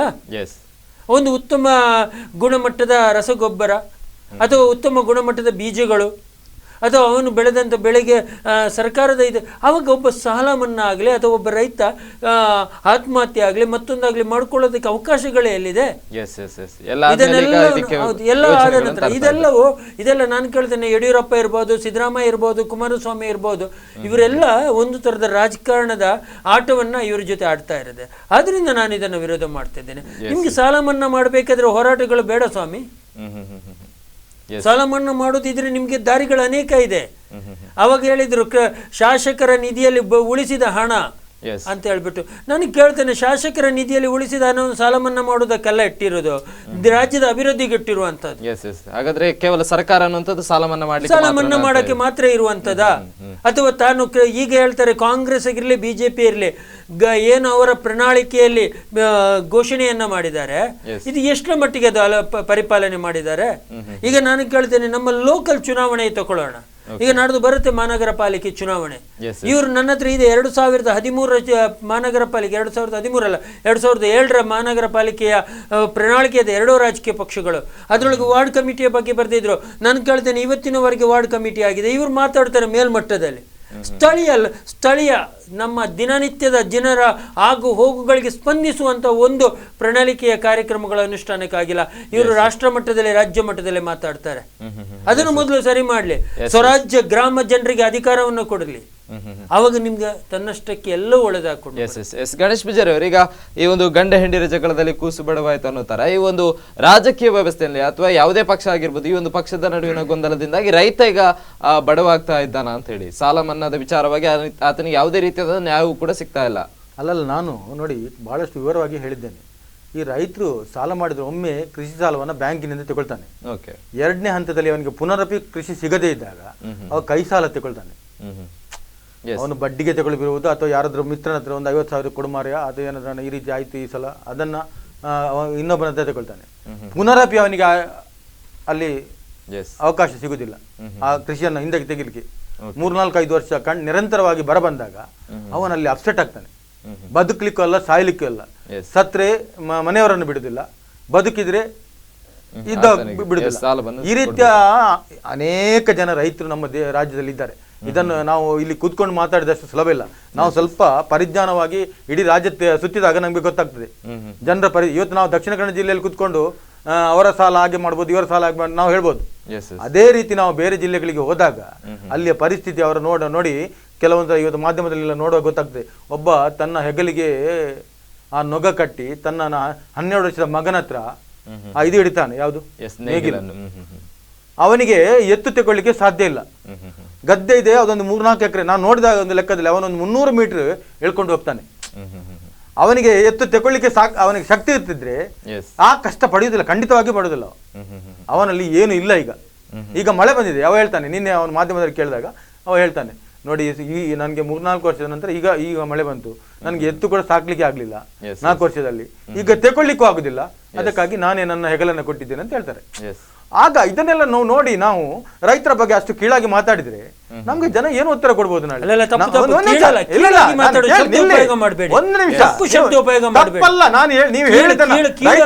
ಮನ್ನಾ ಮಾಡಬಾರ್ದು ಅಂತ ಹೇಳಿದಕ್ಕೆ ಸಾಲ ಮನ್ನಾ ಮಾಡೋದ್ರಲ್ಲಿ ಕೆಲವೊಂದು ನಿಬಂಧನೆಗಳು ಸರಿಯಾಗಿ ನೀವು ಹೋಗಿ ವಕೀಲರಾಗಿ ಆ ಶಬ್ದವನ್ನು ಉಪಯೋಗ ಮಾಡಬೇಡಿ. ಸಂದೇಶ ನನ್ನನ್ನು ಸೇರಿಸಿ ಹೇಳಿದ್ದು, ನಿಮ್ಮನ್ನು ಸೇರಿಸಿ ಬಿಟ್ಟಾಕೆ ಆ ಶಬ್ದ ಉಪಯೋಗ. ನಾವು ಒಬ್ಬರನ್ನ ಅಷ್ಟು ಕೀಳಾಗಿ ಮಾತನಾಡಿದಾಗ ಅವರ ಬದುಕು ಯಾವ ರೀತಿ ಇದೆ ಅಂತ ನಾವು ತಿಳ್ಕೊಳ್ಬೇಕು. ನಮಗೆ ಅನ್ನ ಹಾಕೋರು. ನಾವು ಇವತ್ತು ದೊಡ್ಡ ಕಾರಲ್ಲಿ ತಿರುಗಬಹುದು ಅಥವಾ ಏನಾದ್ರೂ ಇದರಲ್ಲಿ ನಮ್ಮ ಬೇರೆ ಬೇರೆ ಬಿಸ್ನೆಸ್ ಇರ್ಬೋದು. ಆದ್ರೆ ಅವರ ಪರಿಸ್ಥಿತಿ ಹೇಗಿಂತ ನಾವು ಒಂದು ಸುತ್ತು ತಿರುಗಿ ಬಂದು ಮಾತಾಡ್ಬೇಕು. ಇಲ್ಲದಿದ್ರೆ ಇವತ್ತು ರೈತರ ಬಗ್ಗೆ ಒಬ್ಬ ಉದ್ಯಮಿ ನೋಡಿ, ಇವತ್ತು ಕುಮಾರಸ್ವಾಮಿ ಹೇಳಿದ್ದಾನೆ, ಯಾರಾದ್ರೂ ಉದ್ಯಮಿಗಳಾಗಿದ್ದು ಅವರು ರೈತರಾಗಿ ಸಾಲ ತೆಗೆದುಕೊಂಡ್ರೆ ಅವರ ರೈತರ ಸಾಲ ಮನ್ನಾ ಮಾಡುದಿಲ್ಲ ಹೇಳಿದ್ದಾರೆ, ಸ್ಪಷ್ಟವಾಗಿ ಹೇಳಿದ್ದಾರೆ.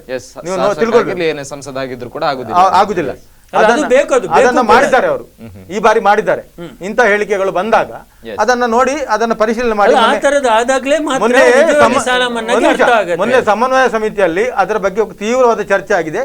ಅದರ ಬಗ್ಗೆ ಚರ್ಚೆ ಆಗಿ ಆ ರೀತಿಯೆಲ್ಲ ಲೆಕ್ಕಾಚಾರ ಮಾಡಿದೆ. ಯಾರಿಗೆ ಉದ್ಯಮಿಗಳಿದ್ದಾರೆ ಅವನು ರೈತನಾಗಿದ್ರು ಕೂಡ ಅವನಿಗೆ ಕೊಡಬಾರ್ದು. ಇಂಥ ಎಲ್ಲ ವ್ಯವಸ್ಥೆಗಳು ಇವೆ. ಅದು ಕಳೆದ 2 ಬಾರಿ ನಾನು ಅದೇ ವಿರೋಧವನ್ನು ವ್ಯಕ್ತಪಡಿಸಿದೆ. ಸಾಲ ಮನ್ನಾ ಎಂಬುದು ನಿಜವಾದ ಫಲಾನುಭವಿಗೆ ಸಿಕ್ಕಿದೆ, ನಮ್ಮ ವಿರೋಧ ಇಲ್ಲ. ಈಗ ಏನಾಗುತ್ತೆ, ಒಬ್ಬ ರಾಜಕಾರಣಿ, ಇನ್ನೊಬ್ಬ ಉದ್ಯಮಿ, ಮತ್ತೊಬ್ಬ ಮಗದೊಬ್ಬ ಅವನು ಅದನ್ನು ತಕೊಂಡು ತಮ್ಮ ಸ್ವಾರ್ಥಕ್ಕೆ ಬಳಸ್ಕೊಂಡಾಗ ನಾವು ಕಟ್ಟಿದ ತೆರಿಗೆ ಒಬ್ಬ ಸ್ವಾರ್ಥಿಯ ಕೈ ಸೇರಿದಾಗ ನಮ್ಗೆ ಹಿಂಸೆ ಆಗುತ್ತೆ. ಅಲ್ಲ, ಅದೇ ನಾನು ಹೇಳಿದ್ದು ನೋಡಿ, ಆ ರೈತ ಒಂದು ವೇಳೆ ಅದೇ ರೈತನಿಗೆ ಎತ್ತಿದ್ರೆ ಅವನು ಬೆಳಿಗ್ಗಿಂದ ಸಾಯಂಕಾಲ ದುಡಿಬಹುದು. ಅಲ್ಲ, ಅವನಿಗೆ ಕೊಡಿಯಲ್ಲ. ಅದನ್ನ ನಾವು ನಿಮ್ಗೆ ನೋಡಿ ಗಣೇಶ್ ಬಿಜಾರ್ ಚರ್ಚೆಯನ್ನು ಮುಂದುವರಿಸ್ತೇನೆ. ಈಗಾಗಲೇ ಫಲಾನುಭವಿಗೆ ಸಿಗಬೇಕಾದಂತ ಒಂದು ಸಾಲ ಮನ್ನಾಗಳು ಸಿಗ್ತಾ ಇಲ್ಲ. ರಾಜಕೀಯ ನಾಯಕರು ಅದನ್ನು ಕೂಡ ಹೇಳ್ತಾ ಇದ್ದಾರೆ. ಹೇಗೂ ಜನರಿಗೆ ಬೇಕಾದಂತ ಸವಲತ್ತುಗಳಲ್ಲೂ ಕೂಡ ಕಮಿಷನ್ ಹೊಡೆಯುವಂತ ಪ್ರಯತ್ನಗಳು ನಡೀತಾನೆ ಇರ್ತದೆ ರಾಜಕೀಯ ನಾಯಕರಲ್ಲಿ. ಅದರಲ್ಲೂ ಕೂಡ ಅದನ್ನು ಬಿಟ್ಟು ಈಗ ಸಾಲ ಮನ್ನಾದ ವಿಚಾರದಲ್ಲೂ ಕೂಡ ಈಗಾಗಲೇ ಧರ್ಮೇಂದ್ರ ಅವರು ಕೂಡ ಹೇಳಿದ್ರು, ಸಾಲ ಮನ್ನಾ ವಿಚಾರದಲ್ಲೂ ಕೂಡ ಕೆಲವು ಸಚಿವರು ಶಾಸಕರು ಕೂಡ ಪಾಲಾಗಿದ್ದಾರೆ. ಅವರು ಕೂಡ ಈ ಒಂದು ಫಲಾನುಭವವನ್ನು ಪಡಿತಾ ಇದ್ದಾರೆ ಅನ್ನುವಂಥದ್ದು ಕೂಡ. ಹಾಗಾಗಿ ಸಾಲ ಮನ್ನಾ ಅನ್ನುವಂಥದ್ದು ಯಾವ ರೀತಿ ಆಗ್ಬೇಕು ಅನ್ನುವಂಥದ್ದು ಕೂಡ ಈಗ ಪ್ರಮುಖವಾಗಿರುವಂತದ್ದು. ಚರ್ಚೆಯನ್ನು ಕೂಡ ಮುಂದುವರಿಸ್ತೀನಿ ಚಿಕ್ಕದೊಂದು ಬ್ರೇಕ್ನ ಬಳಿಕ.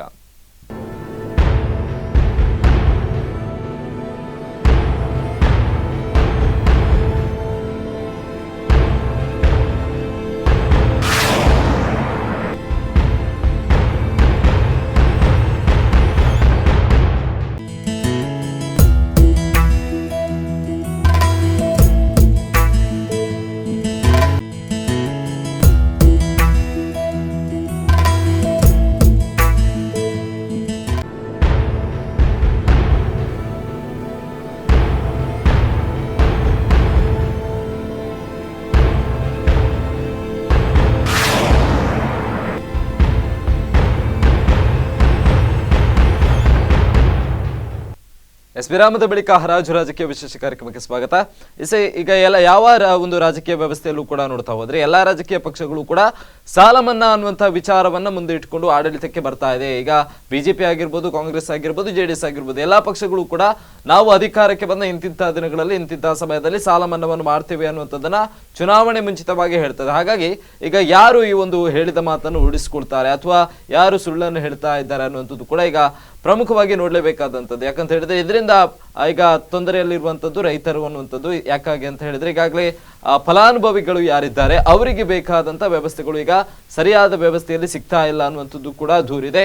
ಚರ್ಚೆಯನ್ನು ಕೂಡ ಮುಂದುವರಿಸ್ತೇನೆ. ಈಗ ಧರ್ಮೇಂದ್ರ ಅವರೀಗ ಚುನಾವಣಾ ಪ್ರಣಾಳಿಕೆಯಲ್ಲಿರುವಂತಹ ಒಂದು ವ್ಯವಸ್ಥೆಗಳು ಏನಿದೆ ಅಂದ್ರೆ ಇಂತಿಂತಹ ವ್ಯವಸ್ಥೆಗಳನ್ನ ಮಾಡ್ತೇವೆ ಅನ್ನುವಂಥದ್ದು ಕೂಡ ಈಗ ಕುಮಾರಸ್ವಾಮಿ ಅವರು ಕೂಡ ನೀಡಿದ್ರು. ಹಾಗಾಗಿ ನಿನ್ನೆ ಸದನದಲ್ಲಿ ನಡೆದಂತಹ ಚರ್ಚೆಯಲ್ಲೂ ಕೂಡ ಯಡಿಯೂರಪ್ಪನವರು ತೀವ್ರವಾಗಿ ಆ ಒಂದು ವಿಚಾರವಾಗಿ ಕೂಡ ಹೇಳಿದ್ರು. ಜೆಡಿಎಸ್ ಅವರು ಯಾವ ಒಂದು ಪ್ರಣಾಳಿಕೆಯನ್ನು ಒಂದು ತಂದಿದ್ದಾರೆ ಅದು ಮೊದಲಾಗಿ ಆಗ್ಬೇಕು ಅನ್ನುವಂಥದ್ದು ಕೂಡ ಹೇಳಿದ್ದಾರೆ. ಅದರಲ್ಲಿ ಈಗ ಸಾಲ ಮನ್ನಾದ ವಿಚಾರ ಕೂಡ ಇದೆ.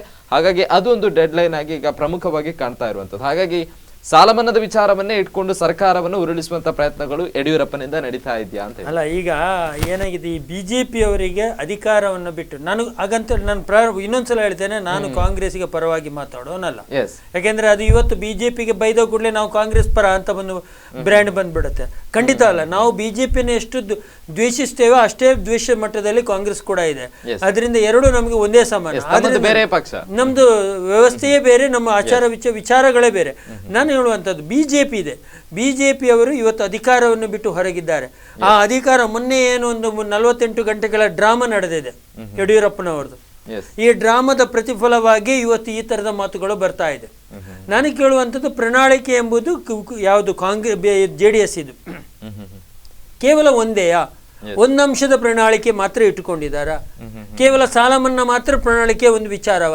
ಅದು ಪ್ರಣಾಳಿಕೆ ಬೇರೆ ಅನೇಕ ವಿಚಾರಗಳೇ ಇದೆಯಾ? ಅದ್ಯಾಕೆ ಇದನ್ನು ಇವತ್ತು ಯಡಿಯೂರಪ್ಪನವರು ಎತ್ತಾ ಇಲ್ಲ? ಈಗ ಒಂದು ರಾಜಕೀಯ ಪಕ್ಷದ ಪ್ರಣಾಳಿಕೆ ಅಂದ್ರೆ ಕನಿಷ್ಠ ಹೋದ್ರ 12 ಅಂಶ ಕಾರ್ಯಕ್ರಮಗಳಾದ್ರೂ ಇರುತ್ತೆ. ತುಂಬಾ ಇರಬಹುದು, ನನಗೆ ಗೊತ್ತಿಲ್ಲ. ನಾನಂತೂ ಜೆಡಿಎಸ್ ಪ್ರಣಾಳಿಕೆಯನ್ನು ಓದಿಲ್ಲ, ನನ್ನ ಹತ್ರ ಇದೆ, ಓದ್ತೇನೆ ನಾನೀಗ. ಅದು ಓದುವಂಥದ್ದಾಗ್ಬಿಟ್ಟಿದೆ. ಆದ್ರೆ ನಾನು ಕೇಳೋದು, ಅದರೊಳಗೆ ಕೇವಲ ಸಾಲ ಮನ್ನಾ, ಇದರ ಉದ್ದೇಶ ಏನು, ಇದರ ಹಿಂದಿನ ಮರ್ಮ ಏನು, ಇದನ್ನ ಅರ್ಥ ಮಾಡ್ಕೊಳ್ಬೇಕಾಗುತ್ತೆ. ಯಡಿಯೂರಪ್ಪನವರು ಅಧಿಕಾರಕ್ಕೆ ಬಂದ ಕೂಡಲೇ ಹೇಳಿದ್ರು, ನಾವು ಸಾಲ ಮನ್ನಾ ಮಾಡಿದ್ದೇವೆ. ಹೌದು ಸ್ವಾಮಿ, ಸಾಲ ಮನ್ನಾ ಮಾಡಿದಿರಿ, ಅದಕ್ಕೆ ಸಂಪನ್ಮೂಲ ಎಲ್ಲಿಂದ ಕ್ರೋಢೀಕರಿಸ್ತೀರಿ? ಈಗ ಸಾಲ ಮನ್ನಾ ಅಂತ ಹೇಳಿದ ಕೂಡಲೇ ಸಾಲ ಮನ್ನಾ ಆಯ್ತು. ಆ ಸಾಲ ಮನ್ನಾ ನಿಜವಾದ ಫಲಾನುಭವಿಗಳಿಗೆ ಕೈಗೆ ತಲುಪುತ್ತಾ? ಸಾಲ ಮನ್ನಾ ಆಗುತ್ತಾ ಈ ಪ್ರಶ್ನೆ ಆಗುತ್ತೆ. ಈಗ ಘೋಷಣೆ ಮಾಡಿದ ಕೂಡಲೇ ಸಾಲ ಮನ್ನಾ ಆಗಲ್ಲ. ಸಾಲ ಮನ್ನಾ ಮಾಡಬೇಕಾದ್ರೆ ಆ ಏನು ಸಂಬಂಧಪಟ್ಟ ಬ್ಯಾಂಕ್ ಇದೆ ಅದಕ್ಕೆ ಸರ್ಕಾರ ಹಣವನ್ನು ಸಂದಾಯ ಮಾಡಬೇಕು. ಹಣ ಸಂದಾಯ ಮಾಡಿದ ನಂತರವೇ ಆ ಸಾಲ ಮನ್ನಾ ಆಗುತ್ತೆ. ಇವರು ಅದಕ್ಕೆ ಸಂಪನ್ಮೂಲಗಳು ಎಲ್ಲಿಂದ ತರ್ತಾರೆ? ಕುಮಾರಸ್ವಾಮಿ ನೇರವಾಗಿ ಕೇಳಿದ್ರಲ್ಲ, ಸ್ವಾಮಿ ನಾನು ಸಾಲ ಮನ್ನಾ ಮಾಡಬೇಕು, ಹೌದು, ಎಲ್ಲಿಂದ ತರುವುದು? ಈ ಕಳೆದ 5 ವರ್ಷದಲ್ಲಿ ಕಾಂಗ್ರೆಸ್ ನೇತೃತ್ವದ ಸರ್ಕಾರ ಇಡೀ ದೇಶವನ್ನ ಬರಿದು ಇದು ಮಾಡಿಬಿಟ್ಟಿದೆ, ಲೂಟಿ ಮಾಡಿ ಆಗಿದೆ. ಇವತ್ತು ತಿರುಗಿ ಅವರು ಇದ್ದಾರೆ ಜೊತೆಯಲ್ಲಿ. ಆದರೂ ಕೂಡ ಸಾಲ ಮನ್ನಾ ಮಾಡಬೇಕಿದ್ರೆ ಹಣ ಬೇಕು, ಸಂದಾಯ ಮಾಡಬೇಕು. ಇಲ್ಲ ಅಂತಂದ್ರೆ ಕೊಟ್ಟ ಮಾತು ತಪ್ಪುತ್ತೆ. ಜನರಿಗೆ ಆಶ್ವಾಸನೆ ಕೊಡೋದು ಅಥವಾ ಅದನ್ನು ಅನುಷ್ಠಾನಕ್ಕೆ ತಂದುಕೊಳ್ಳಿ ಅದನ್ನು ಪೂರ್ತಿಯಾಗಿ ಕಾರ್ಯರೂಪಕ್ಕೂ ತರಬೇಕು. ಎಲ್ಲಿಂದ ತರ್ತೀರಿ? ಈಗ ಕುಮಾರಸ್ವಾಮಿ ಇವರು ಯಡಿಯೂರಪ್ಪನವರು ಹೇಳಿದ್ರು, ಎಲ್ಲಿಂದ ತರ್ತಾರೆ? ಇದು ಒಂಥರದ ಜನರನ್ನ ವಂಚಿಸುವಂತ ಪ್ರಯತ್ನ ಆಗ್ತಾ ಇದೆ. ಸಾಲ ಮನ್ನಾ ಆಯ್ತು, ಎಷ್ಟು ಮಾಡ್ತೀರಿ, ಹೇಗೆ ಮಾಡ್ತೀರಿ, ಯಾರಿಗೆ ಮಾಡ್ತೀರಿ, ಇದು ಮುಖ್ಯವಾಗಿ ಜನರಿಗೆ ತಿಳಿಸ್ಬೇಕು, ನಮ್ಮಂತವ್ರಿಗೆ ತಿಳಿಸ್ಬೇಕು. ನಾವು ಕೂಡ ತೆರಿಗೆ ಕಟ್ಟಿದ್ದೇವೆ, ನಾವು ಕೃಷಿಕರಲ್ಲದಿರ್ಬೋದು, ನಾವು ತೆರಿಗೆ ಕಟ್ತೇವೆ, ನಾವು ಕೂಡ ಕಷ್ಟಪಡ್ತೇವೆ, ನಾವು ಕಷ್ಟಪಟ್ಟಿರುವ ಪಾಲನ್ನ ಸರ್ಕಾರಕ್ಕೆ ಕಟ್ತೇವೆ, ದೇಶಕ್ಕೆ ಕಟ್ತೇವೆ. ಹಾಗಿರುವ ನಮಗೆ ಕೇಳುವ ಅಧಿಕಾರ ಇದೆ. ತೆರಿಗೆ ಕಟ್ಟಿದವರಿಗೆ ಯಾರಿಗೂ ಕೂಡ ಬೆಲೆ ಇಲ್ಲದಂತ ನಾನು ಇನ್ನೊಂದು ಅದೇ ಹೇಳುವಂತದ್ದು, ನೀವು ಅಧಿಕಾರದಲ್ಲಿ ಕೂತ ಕೂಡಲೇ ನೀವು MLA ಆದ್ರಿ, MP ಆದ್ರಿ, ಅದು ಮುಖ್ಯಮಂತ್ರಿ ಆದ ಕೂಡಲೇ ನೀವು ಎಲ್ಲವೂ ಇದಲ್ಲ. ಇದು ಜನರು ಇಲ್ಲಿದ್ದಾರೆ, ಜನರಿಗೆ ಉತ್ತರ ಕೊಡಿ. ನೀವು ಎಲ್ಲಿಂದ ತರ್ತೀರಿ? ನೀವು ಕ್ರೋಢೀಕರಿಸ್ತೀರಿ ಎಲ್ಲಿಂದ ಸಂಪನ್ಮೂಲಗಳನ್ನ? ಸಾಲ ಮನ್ನಾ ಹೇಗ್ ಮಾಡ್ತೀರಿ, ಯಾರಿಗೆ ಮಾಡ್ತೀರಿ, ಎಷ್ಟು ಮಾಡ್ತೀರಿ, ಇದು ಜನರಿಗೆ ತಿಳಿಬೇಕು. ಇದೇ ನಿಮ್ಮ ಮನೆ ಆಸ್ತಿ ಅಲ್ಲ ಅದು. ಆದ್ರಿಂದ ನಾನು ಹೇಳುವಂತದ್ದು, ಸುಳ್ಳಿನ ಜೊತೆಯಲ್ಲಿ ಆಟ ಆಡಬೇಡಿ. ರೈತರ ಬದುಕಿನ ಜೊತೆ ನಿಜವಾದ ಫಲಾನುಭವಿ ಇದ್ರೆ ಅವನಿಗೆ ಸಾಲ ಮನ್ನಾ ಮಾಡಿ. ಇವ್ರು ಹೇಳಿದ್ರು ಒಂದು ಘಟನೆ, ಒಬ್ಬ ರೈತನಿಗೆ ಇದನ್ನು ಎತ್ತು ತಗೊಳಕ್ಕೆ ಆಗುದಿಲ್ಲ. ನಮ್ಗೆ ಗೊತ್ತಿದೆ, ನಾನು ಕೂಡ ರಾಜ್ಯ ಪ್ರವಾಸ ಮಾಡುವವನೇ, ನಾನು ನೋಡ್ತೇನೆ ರಾಜ್ಯದ ಕೆಲವು ಕಡೆಯಲ್ಲಿ ಯಾತಕ್ಕೋಸ್ಕರ ನೀರಾವರಿ ವ್ಯವಸ್ಥೆಗಳು ಕುಂಠಿತ ಆಗ್ತಾ ಇದೆ, ಯಾಕೆ ರೈತರಿಗೆ ನೀರಿನ ವ್ಯವಸ್ಥೆಗಳಾಗ್ತಾ ಇಲ್ಲ, ಇದರ ಹಿಂದೆ ಎಲ್ಲವೂ ರಾಜಕೀಯ ವ್ಯವಸ್ಥೆಗಳಿದೆ. ಇದನ್ನ ಒಬ್ಬ ಒಳ್ಳೆ ಮನಸ್ಸಿನ ಒಬ್ಬ ವ್ಯಕ್ತಿ ಆಯ್ಕೆಯಾಗಿ ಹೋದಾಗಿದ್ದೆಲ್ಲವೂ ಸರಿಯಾಗುತ್ತೆ. ಯಾಕಂದ್ರೆ ನಾನು ಕುಮಾರಸ್ವಾಮಿಯವರನ್ನ ಒಳ್ಳೆ ಮುಖ್ಯಮಂತ್ರಿ ಅನ್ನಕ್ಕೆ ನಾನು ಯಾವುದೇ ಹಿಂಜರಿಕೆ ಇಲ್ಲದೆ ಹೇಳ್ತೇನೆ. ಹಾಗಂತೇಳಿ ಸಿದ್ದರಾಮಯ್ಯನವರಲ್ಲ, ಹಾಗೆ ಯಡಿಯೂರಪ್ಪನವರು ಕೂಡ ಅಲ್ಲ. ಯಾಕೆಂದ್ರೆ ಯಾವುದೋ ಒಂದು ಪೂರ್ವಾಗ್ರಹ ಪೀಡಿತರ ತರ ಮಾತಾಡಬೇಡಿ. ಸಮಾಜದ ಬಗ್ಗೆ, ರೈತರ ಬಗ್ಗೆ, ಸೈನಿಕರ ಬಗ್ಗೆ ಒಂದು ಕಾಳಜಿಯನ್ನು ಇಟ್ಟುಕೊಂಡು ಅವರ ಗೌರವವನ್ನು ಉಳಿಸಿಕೊಂಡು ಮಾತಾಡಿ. ಇಷ್ಟು ಹೇಳಿಕೆ ನಾನು ಎಸ್ ಗಣೇಶ್ ಪೂಜಾರಿ ಅವರು, ಈಗ ನಿನ್ನೆ ಯಡಿಯೂರಪ್ಪನವರು ಕೂಡ ಹೇಳಿದ್ರು ಸರ್ಕಾರ ಟೇಕ್ ಆಫ್ ಆಗಿಲ್ಲ ಅನ್ನುವಂಥದ್ದು. ಹೀಗಾಗಿ ಈ ಒಂದು ಪ್ರಜಾಪ್ರಭುತ್ವ ರಾಜ್ಯದಲ್ಲಿ ಈಗ ಯಾವ ರೀತಿಯಾದಂಥ ವ್ಯವಸ್ಥೆಗಳು ಇದೆ ಅಂತ ಹೇಳಿದ್ರೆ ಎಲ್ಲವನ್ನೂ ಕೂಡ ಈಗಾಗಲೇ ಹರಾಜು ಮಾಡುವಂಥ ಪ್ರಕ್ರಿಯೆಗಳು ನಡೀತಾ ಇದೆ. ಯಡಿಯೂರಪ್ಪನವರೀಗ ಅಧಿಕಾರದ ದಾಹದಿಂದಲೋ ಅಥವಾ ಮುಂದಿನ ದಿನಗಳಲ್ಲಿ ಈಗ ಪ್ರಸ್ತುತ ಇರುವಂತಹ ಸರ್ಕಾರವನ್ನ ಒಂದು ಉರುಳಿಸಿ ತಾವೇ ಒಂದು ರಾಜ್ಯಭಾರ ಮಾಡಬೇಕು ಅನ್ನೋ ಉದ್ದೇಶದಿಂದ ಈ ಒಂದು ಸಾಲ ಮನ್ನಾವನ್ನ ಮುಂದೆ ಇಡ್ತಾ ಇದ್ದಾರಾ ಅಂತ ಹೇಳಿ. ನೋಡಿ, ಯಡಿಯೂರಪ್ಪನವರಿಗೆ ಈಗ ಸ್ಪಷ್ಟವಾಗಿ ಗೊತ್ತುಂಟು, ಇನ್ನು ಮುಂದೆ ಕರ್ನಾಟಕದಲ್ಲಿ ಬಿಜೆಪಿ ಸರ್ಕಾರ ಆಗುದಿಲ್ಲ, ನಾನು ಮುಖ್ಯಮಂತ್ರಿ ಆಗುದಿಲ್ಲ ಅಂತ ಕೂಡ ಗೊತ್ತುಂಟು. ಇದು ಅವರಿಗೆ ಸ್ಪಷ್ಟವಾದ ಚಿತ್ರಣ. ಯಾಕೆಂತ ಹೇಳಿದ್ರೆ ಅದಕ್ಕಾಗಿ ಏನಾದರೂ ಮಾಡಿ ಅವರು ಮೊನ್ನೆ ಹೇಳಿದ್ರು ಸಿದ್ದರಾಮಯ್ಯ ಹಾಗೆ ಮಾತಾಡ್ತಾನೆ, ಇವರು ಹೀಗೆ ಮಾತಾಡ್ತಾನೆ. ನೋಡಿ, ರಾಜಕೀಯವಾಗಿ ನಾವು ಸಿದ್ದರಾಮಯ್ಯನವರು ಆ ರೀತಿ ಮಾತಾಡಿದ್ದು ಬಹಳಷ್ಟು ಪ್ರಬುದ್ಧತೆಯಿಂದ ಮಾತಾಡಿದ್ದಾರೆ ಅವರು. ಈ ನಮ್ಮ ಸಮ್ಮಿಶ್ರ ಸರ್ಕಾರ ಅಂತ ಹೇಳಿದ ಕೂಡಲೇ ಬರೇ ದೇವೇಗೌಡರಿಗೆ ನಾವೀಗ ಅವರಿಗೂ ಕೂಡ ಹೈಕಮಾಂಡ್ ನಾವೇ ಕಾಂಗ್ರೆಸ್ 80 ಶಾಸಕರನ್ನ ಇಟ್ಟುಕೊಂಡು ಅವರಿಗೆ ಬೆಂಬಲವನ್ನು ಕೊಟ್ಟಿದ್ದೇವೆ. ಯಾಕಂತ ಹೇಳಿದ್ರೆ ಕಾಂಗ್ರೆಸ್ ತ್ಯಾಗಮಯಿ ರಾಜಕಾರಣ ಮಾಡ್ತದೆ ಅಂತ ಹೇಳಿದಕ್ಕೆ ಜನರಿಗೆ ಇದೊಂದು ನಿದರ್ಶನ ಆಗಬೇಕು. ಅಧಿಕಾರಕ್ಕಾಗಿ ಯಾವತ್ತೂ ಕೂಡ ಕಾಂಗ್ರೆಸ್ ಮುಂದುವರಿದಂತ ಪಕ್ಷ ಅಲ್ಲ. ನಮ್ಮಲ್ಲಿ ನಮ್ಗೆ ಸರ್ಕಾರ ಮಾಡ್ಬೋದಿತ್ತು, ತೊಂದರೆ ಇರಲಿಲ್ಲ. ಆದ್ರೂ ಕೂಡ ಕುಮಾರಸ್ವಾಮಿ ಮುಖ್ಯಮಂತ್ರಿ ನೋಡಿ, ಇವತ್ತು ಅವರು ಸಾಲ ಮನ್ನಾವನ್ನ ನಾಳೆ, ಇವತ್ತು ಯಡಿಯೂರಪ್ಪನವರು ಏನು ಹರಾಜುಕತೆ ಆಗಿದೆ ಅಂತ ಹೇಳಿದ್ರೆ ನಾಳೆ ಸಾಯಂಕಾಲ ಅವರು ಅದಕ್ಕೆ ಉತ್ತರ ಕೊಡಬೇಕು, ಇವತ್ತಲ್ಲ. ಯಾವುದೇ ಒಂದು ಯೋಜನೆಯನ್ನು ಜಾರಿ ಮಾಡ್ಲಿಕ್ಕೆ ಅದಕ್ಕೊಂದು ಬಜೆಟ್ ಅಂತ ಇದೆ. ಬಜೆಟಿನ ಸೀಕ್ರೆಟ್ ಅನ್ನ ಅದರ ಸೀಕ್ರೆಟ್ ಅನ್ನ ನಾವು ಇವತ್ತು ಹೊರಗೆ ಬಿಟ್ರೆ ಅದು ಒಂದು ಅದಕ್ಕೆ ಅರ್ಥವೇ ಇಲ್ಲ. ಒಂದು ಎರಡನೇದಾಗಿ ನಮ್ಮ ಇವತ್ತು ಮಿಲಿಟರಿ ಇದೆ ದೇಶದ, ನಾವು ಸರ್ಜಿಕಲ್ ಸ್ಟ್ರೈಕ್ ಮಾಡ್ತಾ ಇದ್ದೇವೆ, ನಾಳೆ ಅಲ್ಲಿಗೆ ಹೋಗ್ತಾ ಇದ್ದೇವೆ, ನಾವು ಎಲ್ಲಿಗೆ ಹೋಗ್ತಾ ಅಂತ ಹೇಳಿ ಮಾಧ್ಯಮದಲ್ಲಿ ದಿನನಿತ್ಯ ಬಂದ್ರೆ ಎದುರು ನಾವು ಏನು ಸುಮ್ಮನೆ ನಿದ್ದೆ ಮಾಡಿ ಕುಳ್ಕೊಳ್ತಾನ? ಅದಕ್ಕೆ ಪ್ರತಿ ಉತ್ತರವಾಗಿ ತಂತ್ರಗಾರಿಕೆಯನ್ನು ಮಾಡ್ತಾನೆ. ನಮ್ಮ ದೇಶದ ವ್ಯವಸ್ಥೆ ಎಲ್ಲಿ ಹೋಗಿದೆ ಅಂತ ಹೇಳಿದ್ರೆ ಇವತ್ತು ಮಾಧ್ಯಮದಲ್ಲಿ ಎಂತೆಂಥ ರೀತಿಗಳು ಬರ್ತಾ ಇದೆ, ತಾವು ನೋಡಿರ್ಬೋದು. ನಾಳೆ ಮಿಲಿಟರಿ ಅವರು ಅಲ್ಲಿ ಸರ್ಜಿಕಲ್ ಮಾಡ್ತಾರೆ, ಇಲ್ಲಿ ಆಗ ಎದುರಿನವನು ಕೂಡ ಕೈಗಟ್ಟಿ ಕುಡ್ತಾರೆ, ಅವನು ಸಾಯ್ಲಿಕ್ಕೆ ಬಂದವ, ಅವನಿಗೆ ಯಾವ ರೀತಿ ಶತ್ರು ಆಗ್ಬೋದು. ಇದನ್ನೆಲ್ಲ ಬಹಳಷ್ಟು ಗೌಪ್ಯವಾಗಿ ಇಟ್ಕೊಳ್ಳುವಂತ ಜವಾಬ್ದಾರಿ ನಮ್ಮ ದೇಶಕ್ಕಿದೆ. ಇವತ್ತಿನ ಮಾಧ್ಯಮ ಬರೇ ಇಂಡಿಯಾಕ್ಕೆ ಮಾತ್ರ ಸೀಮಿತವಾಗಿರಲಿಲ್ಲ. ಇದು ಮಾಧ್ಯಮ ಅದು ಪಾಕಿಸ್ತಾನದಲ್ಲಿ ಕೂಡ ನಡೀತಾ ಇದೆ. ನಾವು ಏನೋ ಒಂದು ಡಿಶ್ ಅಥವಾ ಏನಾದ್ರು ಒಂದು ಹಾಕಿದ್ರೆ, ಕೇಬಲ್ ಹಾಕಿದ್ರೆ ಅಲ್ಲಿ ಕೂಡ ಬರ್ತದೆ. ಇಂಥ ಸ್ಯಾಟಲೈಟ್ ವ್ಯವಸ್ಥೆಯಲ್ಲಿ ಈ ರೀತಿ ಎಲ್ಲ ಮಾತನಾಡಿದ್ರೆ ಇದು ದೇಶಕ್ಕೆ ದೊಡ್ಡ ದುರಂತ. ಇದನ್ನು ಬಹಳ ಸೂಕ್ಷ್ಮವಾಗಿ ಯಡಿಯೂರಪ್ಪನವರು ಪದೇ ಪದೇ ರೈತರ ಬಗ್ಗೆ ನೋಡಿ, ಅನೇಕ ಯೋಜನೆಗಳು. ಮೊನ್ನೆ ಕಾವೇರಿ ನದಿಯ ಪ್ರಾಧಿಕಾರ ಆಯ್ತು. ಇವರಿಗೆ ರೈತರ ಬಗ್ಗೆ ಕಾಳಜಿ ಇದ್ರೆ 17 ಜನ ಸಂಸದರಿದ್ದಾರೆ, ಒಬ್ರು ಚಕ್ರ ಎತ್ತುದಿಲ್ಲ. ಎಸ್, ಇವರು ಏನ್ ರೈತರ ಬಗ್ಗೆ ಮಾತಾಡ್ತಾರೆ? ಯಾವ ನ್ಯಾಯ ನೈತಿಕತೆ ಇದೆ ಇವರಿಗೆ ರೈತರ ಬಗ್ಗೆ ಮಾತಾಡಲಿಕ್ಕೆ? ಎಸ್, ಒಂದು ಪ್ರಾಧಿಕಾರ ಆಗುವಾಗ ಅದನ್ನು ತಡೆದು ನಿಲ್ಲಿಸುವಂತ ಕೆಲಸ ಮಾಡ್ಬೇಕಿತ್ತು ಇವರು. 17 ಜನ ಸಂಸದರಿದ್ದು ಈಗ ಮಾಡಬಾರ್ದು, ನೀವು ನಮ್ಮ ರಾಜ್ಯದಲ್ಲಿ ಇದಕ್ಕೆ ನಮ್ಮ ರಾಜ್ಯದ ರೈತರಿಗೆ ಅನ್ಯಾಯ ಆಗ್ತದೆ, ಇದನ್ನು ಮಾಡುವಷ್ಟು ಯೋಗ್ಯತೆ ಇವರಿಗೆ ಇಲ್ಲದಿದ್ರೆ ಇವರು ಯಾವ ರೈತರ ಬಗ್ಗೆ ಮಾತಾಡ್ತಾರೆ ಈ ದೇಶದಲ್ಲಿ, ಈ ರಾಜ್ಯದಲ್ಲಿ? ಎಸ್, ರೈತರ ಬಗ್ಗೆ ಮಾತನಾಡಿಗೆ ರೈತರ ಬರೇ ಸಾಲ ಮನ್ನಾದ ಬಗ್ಗೆ ಮಾತ್ರ ಚಿಂತನೆ ಬೇಕಾದಲ್ಲ. ಈ ರಾಜ್ಯದ ರೈತರಿಗೆ ನೀರಾವರಿ ವ್ಯವಸ್ಥೆಯನ್ನು ಇಲ್ಲಿ ಮಾಡಬೇಕು. ಇದು ಜವಾಬ್ದಾರಿ ಯಾರು ತಗೊಳ್ಬೇಕು? ರಾಜ್ಯ ಸರ್ಕಾರ ತಗೊಳ್ಬೇಕಾ, ಇವರು ಲೋಕಸಭಾ ಸದಸ್ಯರು ತಗೊಳ್ಬೇಕಾ? ಎಸ್, ಹಾಗಾದ್ರೆ ರೈತರ ಪರವಾಗಿ ಕೇವಲ ಒಂದು ಬೇಕಾದಂತ ವ್ಯವಸ್ಥೆಗಳನ್ನ ಕೇಂದ್ರವು ಕೂಡ ಗುಟುತನ. ನಾನು ಎದುರಲ್ಲಿ ಮಾತಾಡಿದ್ದೇನೆ ಅಂತ ಹೇಳಿ ಜನರಿಗೆ ಗೊತ್ತಾಗಬೇಕು ಅಂತ ಹೇಳಿ ಗುಟುತನ ಮಾತಾಡ್ತಾ ಇದ್ದಾರೆ. ಇದ್ರ ಜೊತೆಗೆ ಸಾಲ ಮನ್ನಾದ ಒಂದು ವಿಚಾರವಾಗಿ ಆದ್ರೂ ಈಗ ಸರ್ಕಾರವನ್ನ ಉರುಳಿಸಿ ಅಲ್ಲಿ ಒಂದು ಸ್ಥಾನ ಪಡಿಬೇಕು ಅನ್ನೋ ಆಶೆಗಳಲ್ಲಿ ಕಾಣ್ತಾ ಇದೆ. ಹಾಗಾದ್ರೆ ಲೆಕ್ಕಾಚಾರ ಅದು ಉರುಳುವುದಿಲ್ಲ, ಇವರ ಆ ಲೆಕ್ಕಾಚಾರಕ್ಕೆ ಹೋಗುವುದಿಲ್ಲ. ಇವರಿಗೆ ಇನ್ನೊಂದು ಹೇಳಲಿಕ್ಕೆ ಇಚ್ಛೆ ಪಡ್ತೇನೆ, ಬಿಜೆಪಿಯ ಅಶೋಕ್ ಯಾರೊಟ್ಟಿಗೆ ಇದ್ದಾರೆ ಅಂತ ಇವರಿಗೆ ಗೊತ್ತಿಲ್ಲ. ಅವ್ರದ್ದು ಕೂಡ ಒಂದು 5-6 ಜನದ ಗ್ರೂಪ್ ಇದೆ, ಒಂದು 10-12 ಜನರದ್ದು. ಅವರು ಯಾವಾಗ ಎಲ್ಲಿ ಹೋಗ್ತಾರೆ ಅಂತ ಈಗ ಯಡಿಯೂರಪ್ಪನವರು ಹೇಳ್ತಾ ಇದ್ದಾರೆ, ಓಪನ್ ಆಗಿ ಹೇಳ್ತಾ ಇದ್ದಾರೆ. ಮೊನ್ನೆ ರಾಜಾಜಿನಗರದ ಚುನಾವಣೆಯಲ್ಲಿ ಕಾರ್ಪೊರೇಟರ್ಗಳು ಮತ್ತು ಕೆಲವೊಂದು ನಾಯಕರುಗಳು ಕಾಂಗ್ರೆಸ್ಗೆ ಸಪೋರ್ಟ್ ಮಾಡಿದ್ದಾರೆ ಅಂತ. ಹಾಗಿದ್ರೆ ಇವರ ಪಕ್ಷದ ನಾಯಕರುಗಳ ಜೊತೆ ಅಲ್ಲಿ ಇವರಿಗೆ ಸಂಪರ್ಕ ಇಲ್ಲ. ಯಡಿಯೂರಪ್ಪನವರಿಗೆ ನಾವೇನು ಕೈಯಿಂದ ಎಳೆದುಕೊಂಡಂತ ಸರ್ಕಾರ ಅಲ್ಲ, ಅವರಿಗೆ 24 ಗಂಟೆ ಟೈಮು ನಾವು ಕೊಟ್ಟದಲ್ಲ, ಸುಪ್ರೀಂ ಕೋರ್ಟ್ ಕೊಟ್ಟದ್ದು. ಕಾಂಗ್ರೆಸ್ ಪಕ್ಷವು ಕೊಟ್ಟದಲ್ಲ, JDS ಕೊಟ್ಟದಲ್ಲ. ಈ ರಾಜ್ಯದ ಜನರು ಏನು ಶಾಸಕರನ್ನ ಬದ್ಧತೆಯಲ್ಲಿ ಚುನಾಯಿತ ಮಾಡಿದಾರ, ಇವರಿಗೆ ಯಡಿಯೂರಪ್ಪನವರಿಗೆ ದೊಡ್ಡ ಸರ್ಕಾರ ದೊಡ್ಡ ಸಂಖ್ಯೆಯಲ್ಲಿ ಇದ್ದರಿಂದ ಅವರಿಗೆ ಅವಕಾಶವನ್ನು ಕೊಟ್ಟಿದೆ. ಇವರಿಗೆ ಮಾಡ್ಲಿಕ್ಕೆ ಆಗ್ಲಿಲ್ಲ. ಇವರು ಬಂದು ಹೊರಗೆ ಬಂದು JDSನವರು ಮತ್ತು ಕಾಂಗ್ರೆಸ್ನವರು ಅಪವಿತ್ರ ಮೈತ್ರಿ ಮಾಡಿಕೊಂಡ್ರು, ನನಗೆ ಅವಕಾಶ ಸಿಗ್ಲಿಲ್ಲ ಅಂತ ಹೇಳಿ ಬೊಬ್ಬೆ ಹಾಕಿದ್ರೆ ಇದಕ್ಕೆ ನಾವು ಜವಾಬ್ದಾರ? ಇವರಲ್ಲಿ ಮಾಡ್ಲಿಕ್ಕೆ ಯೋಗ್ಯತೆ ಇಲ್ಲ. ಧರ್ಮೇಂದ್ರ ಅವರೇ, ಈಗ ಹಲವಾರು ವಿಚಾರಗಳನ್ನು ಕೂಡ ಪ್ರಸ್ತಾವ ಮಾಡಿದ್ರು. ಕೇಂದ್ರ ಸರ್ಕಾರ ಕೂಡ ಇದ್ರ ಬಗ್ಗೆ ಯಾವುದೇ ರೀತಿಯಾದಂತಹ ಮಾತನ್ನು ಎತ್ತುತ್ತಾ ಇಲ್ಲ ಅನ್ನುವಂಥದ್ದು ಕೂಡ. ಇವತ್ತು ರಾಜಕಾರಣವೆಂಬುದು ಒಂಥರದ ಹೊಲಸಾಗ್ಬಿಟ್ಟಿದೆ. ಅಂದ್ರೆ ರಾಜಕಾರಣ ಹೊಲಸಲ್ಲ, ರಾಜಕೀಯದಲ್ಲಿ ಇರುವಂತ ವ್ಯಕ್ತಿಗಳು ಹೊಲಸಾಗ್ಬಿಟ್ಟಿದ್ದಾರೆ. ಸ್ಥಾನಕ್ಕೋಸ್ಕರ ಯಾವ ಮಟ್ಟದ ನಾನು ಚುನಾವಣೆ ಸ್ಪರ್ಧೆ ಮಾಡಿದವ, ನಾನು ನನ್ನ ಚುನಾವಣೆಯಲ್ಲಿ ಸ್ಪಷ್ಟವಾಗಿ ಹೇಳಿದ್ದೇನೆ, ಹಣ ಬಲ, ತೋಲ್ಬಲ, ಅಧಿಕಾರ ಬಲವನ್ನು ಬಳಸ್ಕೊಳ್ತಾರೆ ಅಂತ ಸ್ಪಷ್ಟವಾಗಿದೆ. ಅದು ಸ್ಪಷ್ಟವಾಗಿದೆ. ಇವತ್ತು ಹಣವನ್ನು ಚೆಲ್ತಾ ಇದ್ದಾರೆ, ಕೋಟಿ ರೂಪಾಯಿ ಚೆಲ್ಕೊಂಡು ಅಧಿಕಾರವನ್ನು ಪಡೀತಾರೆ. ನಾನು ಕೇಳುವಂಥದ್ದು ಏನಿದೆ?